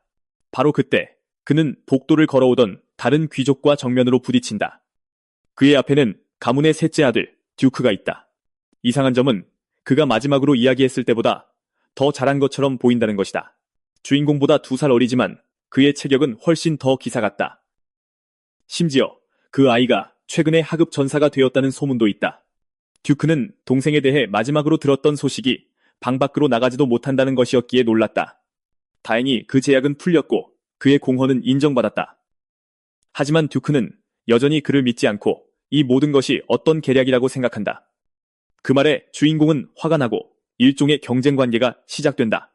셋째 형은 카이를 낳은 스트레스로 어머니가 돌아가셨기 때문에 진심으로 주인공을 증오한다. 그가 방에 들어갔을 때 볼 수 있었던 것은 이미 쇠약하고 완전히 기력이 빠진 여인의 몸뿐이었다. 카일이 겨우 내뱉은 말은 그 늙은 여자가 자기보다 먼저 죽었다는 것뿐이었다. 당연하게도 그 말에 듀크는 이성을 잃었다. 그는 카일을 벽에 밀치고 쉴 새 없이 욕을 퍼부었다. 그들의 엄마는 카일이 끊임없이 문제를 일으켰기 때문에 하루 종일 그를 걱정했다. 그는 항상 싸움을 걸고 못된 꼬맹이처럼 놀러가기 위해 집에서 돈을 훔치려고 했다. 주인공이 어머니의 죽음에 책임이 있다고 말하며 2사람은 일어난 일에 대해 다투기 시작한다. 카일은 자신은 사실상 불치병에 걸렸고 항상 모든 일에 대해 비난받는다고 변호한다. 그는 울면서 누가 자신을 이렇게 약한 몸으로 세상에 태어나게 했냐고 묻는다. 그 말에 듀크는 폭발했고 주먹을 날린다. 카일은 바닥에 쓰러져 다시 일어나지 못했다. 듀크는 몸을 숙이며 어머니가 살아계실 때는 분노를 참았지만 더는 아니라고 말한다. 그리고 그는 다음 생에서도 카일 같은 동생은 원하지 않는다고 말한다. 그 모든 기억이 천천히 주인공에게 돌아온다. 불행하게도 그는 이 갈등이 쉽게 해결되지 않을 것이라는 것을 깨닫는다. 듀크는 그 녀석의 썩어빠진 본성을 누구보다 잘 안다고 계속 주장하며 사실상 규칙을 무시하고 다시는 본체에 나타나지 말라고 명령한다. 다시 한번 카일은 가족께서 금지를 풀고 저택 전체에 대한 접근을 허락했다고 말한다. 그러고 나서 그는 거만하게 듀크에게 진심으로 가주인 후작보다 자기가 더 낫다고 생각하냐고 묻는다. 완전히 화가 난 전사는 잔인한 주먹을 날리기 직전에 주먹을 꽉 쥔다. 바로 그때 절묘한 타이밍에 나타난 아돌포에 의해 싸움이 중단된다. 그는 듀크에게 가족을 때리는 것이 아니라고 훈계하지만 듀크는 너무 화가 나서 카일에게 사과할 마음이 들지 않는다. 할 수도 있겠지만 차라리 먼저 자리를 뜨는 것을 택한다. 그가 걸어가는 것을 보며 아돌포는 저 모든 어리석음이 어디서 왔는지 묻는다. 듀크가 모든 사람에게 그런 것은 아니다. 그것은 카일의 비극적인 과거 때문이다. 다소 수상하게 행동하며 아돌포는 아이에게 다가가 그를 믿는다고 말한다. 게다가 아돌포는 듀크에게 검수를 가르쳐왔는데 듀크가 그저 평범한 수준이라 실망했다. 그리고 그는 카일이 듀크보다 훨씬 더 잠재력이 있는 강력한 마법사라는 것을 안다. 마치 체스를 두는 것처럼 아돌포는 듀크가 방해가 되면 그를 빼버릴 수 있다고 말한다. 대화를 끝내며 카일은 계속 공부하기 위해 도서관에 가야 한다고 말하고 자신의 형이 평범한 전사가 아니라 숨겨진 재능을 가진 사람일지도 모른다고 의심한다. 아돌포는 가족을 신경 쓰는 타입이 아니며 단지 그를 괴롭히기 위해 이 모든 노력을 기울이지는 않을 것이다. 게임에서 어떤 루트를 선택하든 듀크는 반란에서 살아남지 못했다. 아마도 아무도 모르는 그에 대한 비밀이 있을 것이다. 그러고 나서 이야기는 숲속 한가운데 있는 조용한 작은 마을로 바뀐다. 그곳에서 호위는 손에 꾸러미를 들고 걸어 다니고 있다. 그는 카일이 여행 중에 정말 예의 바르게 행동했고 모두가 원하는 대로 했다고 말하지만 후작은 마을로 가는 길에 다른 일이 있었는지 알고 싶어 한다. 그 말에 호위는 말해야 할지 비밀로 해야 할지 몰라 곤란한 처지에 놓인다. 그럼에도 불구하고 그는 소년에게 충성을 다하며 작은 괴물 몇 마리만 나타났다고 말한다. 호위가 아들과 함께 여행하니 노인은 이런 여행에서 항상 안심할 수 있다. 잠시 동안 그는 카일의 바람을 우선시하고 비밀을 지키기로 결심한다. 알고 보니 그는 아버지를 만나기 위해 그 마을에 갔던 것이다. 두 사람은 낚시를 하면서 한참 동안 이야기를 나누며 밀린 얘기를 한다. 주인공이 더 성숙해졌다는 소문은 이미 마을에까지 퍼졌다. 그 말에 전사는 기뻐하며 자신의 제자가 얼마나 책임감 있게 되었는지 칭찬한다. 원래 그는 호위로서의 임무를 다하고 기사단으로 돌아가 경력을 이어갈 계획이었다. 하지만 최근에 무언가 변했고 그로 인해 그는 말이 없어졌다. 아마도 아이의 계획이 바뀌었을지도 모르지만 그는 아직 확신하지 못한다. 야영지에서 주인공은 전사의 낡은 검이 약해서 교체해야 한다고 말한다. 만약 그가 온 힘을 다해 공격한다면 칼날이 너무 약해서 분명 부러질 것이다. 그는 약간 공부했기 때문에 그것을 알고 있으며 마법사는 기본을 알아야 한다. 비록 과거에 게임을 하면서 그 모든 것을 배웠지만 그는 누군가 새 검이 필요할 때를 알아챌 수 있다. 그는 단지 호위일 뿐이라서 공로로 새 검을 얻을 기회가 전혀 없었다. 미소를 지으며 주인공은 레온하르트가 자신의 기사이며 그런 것을 받을 자격이 있다고 말한다. 그 말은 금발 남자의 마음을 제대로 강타했다. 그는 후작에게서 그런 말을 들어본 적이 없었다. 비록 자신에게 신뢰를 보여준 노인에게 충성하지만 그는 여전히 귀족들과 잘 어울리지 못한다. 그의 아버지는 그가 항상 행동하기 전에 생각하는 타입이라는 것을 알고 있으며 아들이 해결책을 찾을 것이라고 확신한다. 아들이 기사가 되기 전 그들은 귀족이었지만 가정교사를 둘 돈이 없었다. 다행히 15살 때 그는 오직 실력만으로 아카데미에 들어갔다. 마음속 깊은 곳에서는 그는 아마도 자신이 무엇을 하고 싶은지 이미 알고 있을 것이다. 단지 아직 완전히 깨닫지 못했을 뿐이다. 후작은 대가를 요구하는 사람이 아니므로 걱정할 필요가 없다. 그 평가는 옳다. 그는 소년의 개인 기사이고 그를 매우 아낀다. 바로 그때 물고기가 낚싯바늘을 물고 당기기 시작한다. 궁전의 밤이 깊어지고 아돌프는 무언가에 대해 안절부절 못한다. 그는 카일이 착한 형에 영입 제안을 수락했는지 알고 싶어한다. 호이는 그가 수락하지 않았다고 거짓말을 하고 아벨이 그 이야기를 하고 싶어 했다는 사실에 놀랐다고 말한다. 그는 또한 전에는 그와 그런 대화를 해본 적이 없어서 무서웠다고 말한다. 범죄 조직 보스에게 그 형은 단지 신경 쓰는 척하는 빈대일 뿐이다. 결국 카일이 아팠을 때 아벨은 그가 존재한다는 것조차 신경 쓰지 않았다. 아돌프는 자신이 영입하려던 인재를 거의 빼앗길 뻔했다는 생각에 짜증이 난다. 제롬이 사라진 지금 그는 군대에서 더 이상의 전력을 잃을 여유가 없다. 비록 1서클의 아이일 뿐이지만 아무것도 없는 것보다는 낫다. 소녀는 자신이 아팠을 때 둘 다 자기 인생에 나타나지 않았다는 것을 알고 있으며 아벨이 그에게 접근하는 것이 훨씬 더 노골적이어서 아이의 가치를 본다는 것이 분명하다. 살아남고 악의 세력을 물리치기 위해 그는 그 검사 가문의 힘이 필요하다. 아돌프는 왜 그들이 이웃마을 농장에서 그렇게 많은 공물을 사들이는지 궁금해하기 시작한다. 그들은 소년이 마법 연구를 위해 샀다고 설명하지만 그는 왜 기사도 일부를 샀는지 이해하지 못한다. 신경 쓰지 않는 척하며 그는 카일이 마법 공부에 집중하는 것이 좋다고 말한다. 악당에게는 아이가 나중에 쓸모있게 되도록 강하게 자라는 것이 좋은 일이다. 책을 손에 든 후 그는 떠나야 한다고 말한다. 그 모든 것을 들으며 하녀는 문가에 서서 틈으로 지켜보고 있었다. 갑자기 데이지가 나타나 자신이 스파이가 된 것은 선택이 아니었다고 말한다. 그녀는 가족이 인질로 잡혔고 범죄 조직 보스는 끔찍한 사람이라고 설명한다. 별말 없이 에르지엘은 그녀에게 다시는 카일 앞에 나타나지 말라고 말한다. 솔직히 그 하녀는 누군가 자신을 상대로 이용할 살아있는 가족이 없다는 것이 운이 좋은 것 같다. 그 말은 소녀의 마음을 흔들었고 그녀는 그저 조용히 있을 수밖에 없었다. 그녀에게는 애완동물과 주군이 있기 때문에 이제는 친구들에게 둘러싸여 더 이상 외롭지 않다고 느낀다. 그녀는 주인님께 실종된 가족을 찾아달라고 부탁하기가 정말 어려울 것이라고 생각하며 시장에서 팔리는 여성들에게 무슨 일이 일어나는지 알고 있다. 만약 카일이 그녀를 구하지 않았다면 그것이 그녀의 운명이었을 것이다. 그녀의 주된 목표는 자신을 구해준 사람들에게 보답하기 위해 강해지는 것이다. 어린 소년이 불기술을 훈련하는 동안 하녀는 멀리서 지켜본다. 그는 지프로 만든 관역에 불꽃을 쏜다. 타격이 너무 강해서 관역이 폭발하고 파편이 훈련장 전체에 흩어진다. 그 공격은 이미 이서클 마법 수준이며 그의 숙련도는 100%이다. 친구는 마법 수련에 모든 걸 쏟아붓고 있어서 그녀는 기쁘게 다가왔지만 그는 여전히 새로운 인재를 영입하기 위해 프리너스라는 도시에 가야만 했습니다. 금발의 남자는 짜증을 내며 그 도시에는 전혀 가고 싶어 하지 않습니다. 그곳은 음주, 도박, 그리고 그보다 더 심한 것들로 유명한 곳입니다. 프리너스는 기본적으로 상상을 초월하는 유흥과 쾌락의 도시입니다. 지난번에 주인공이 그곳에 갔을 때 그는 카지노에서 도박을 하다가 옷을 전부 잃고 인신매매 시장에 팔리기 전에 도망쳤습니다. 이번에는 단순한 재미와 도박이 아닌 다른 이유로 그곳에 가고 싶어 합니다. 하지만 투기장은 출입 금지 구역이기 때문에 목표는 훨씬 더 나쁩니다. 짜증이 난 그는 카일에게 저택에 머물고 도시로 몰래 빠져나가지 말라고 명령합니다. 영리한 하녀는 그 남자를 잠들게 하기 위해 그의 수프에 약을 넣을 생각을 합니다. 더 이상 시간을 낭비할 수 없는 주인공에게는 큰 문제가 될 것입니다. 그 사람의 움직임을 정확하게 추적할 기회는 단 한 번뿐입니다.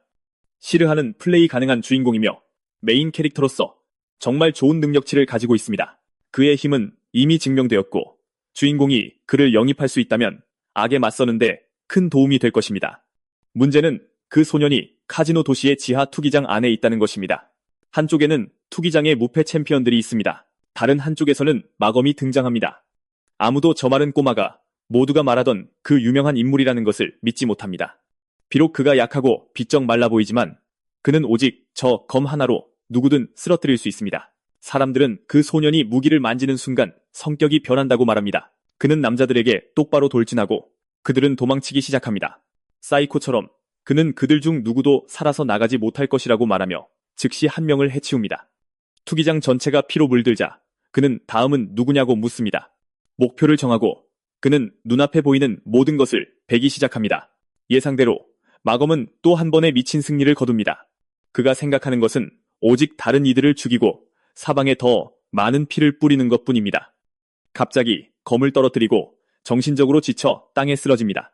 그는 모두에게 감시당하며 우리에 갇힌 채 하루하루를 보냅니다. 그는 곧 기절할 것 같고 어쩌면 죽을 수도 있어 보입니다. 그의 몸이 아직 완전히 성장하지 않았기 때문에 그들은 그가 스스로 회복하도록 내버려둡니다. 모두에게 그렇게 어린아이가 검을 그렇게 잘 다룬다는 것은 충격적입니다.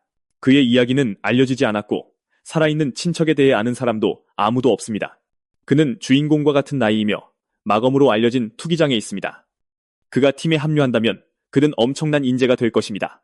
가족들은 온갖 종류의 고기로 멋진 연애를 즐기고 있습니다. 친구들은 계속 장난을 치다가 결국 금발 남자를 완전히 혼란스럽게 만듭니다. 바로 그날 밤 그들은 보호자가 깨기 전에 방에서 몰래 빠져나옵니다. 계획은 완벽해 보였습니다. 이제 그들은 복도를 달려가 사라지기만 하면 됩니다. 하지만 그때 경비는 이미 깨어 있었고 왜 도망치려 하는지 알고 싶어 합니다. 그는 너무 예리해서 그들이 자기 음식에 수면제를 넣었다는 것을 알아차립니다. 그 약은 누구든 몇 시간 동안 기절시킬 수 있기 때문에 그가 아직 깨어 있다는 것은 말이 되지 않습니다. 금발 남자는 그들이 저택을 탈출하면 도대체 무엇을 할 계획인지 묻습니다. 하녀로서 에르지엘은 도련님이 이런 일을 하는 것을 막았어야 했습니다. 하지만 그녀를 감싸며 주인공은 자신이 그녀를 설득했으니 그녀가 비난받아서는 안 된다고 말합니다. 최근 그들이 마지막으로 방문한 이후 도박 도시의 치안이 더 나빠졌습니다. 요즘 그곳은 폭력적인 곳이라 어린 소녀들이 돌아다니기에는 안전하지 않습니다. 비록 그들의 호의가 혼자서 도시를 파괴할 수 있을 만큼 강하더라도 말입니다. 하지만 그것이 바로 주인공이 원하는 것, 즉 큰 소동을 일으키는 것입니다. 솔직하게 그는 혼자서는 할 수 없으며 자신의 손으로 투기장을 무너뜨리고 싶다고 말합니다. 그의 계획은 그곳에 잡혀있는 모든 검투사들을 풀어주는 것이며 그는 도움이 필요합니다. 갑작스럽지만 그는 한동안 그것에 대해 생각해왔고 아이들이 고통받는 것을 참을 수 없습니다. 그것은 좋은 명분이라고 생각하는 금발 남자에게 정말 큰 감동을 줍니다. 며칠이 지나고 그들은 카지노 안에서 만납니다. 블랙잭 테이블에서 주인공은 로열 스트레이트 플러시를 터뜨립니다. 연이은 좋은 패로 도련님은 테이블에서 계속해서 이깁니다. 그들이 카지노에 들어가기 전에 금발 남자는 에르지엘이 이 일에 함께 가는 것을 허락하지 않았습니다. 불행히도 그들은 투기장으로 바로 들어갈 수 없습니다. 그들은 적을 밖으로 유인해야 할 것입니다. 자작의 아들이 나타납니다.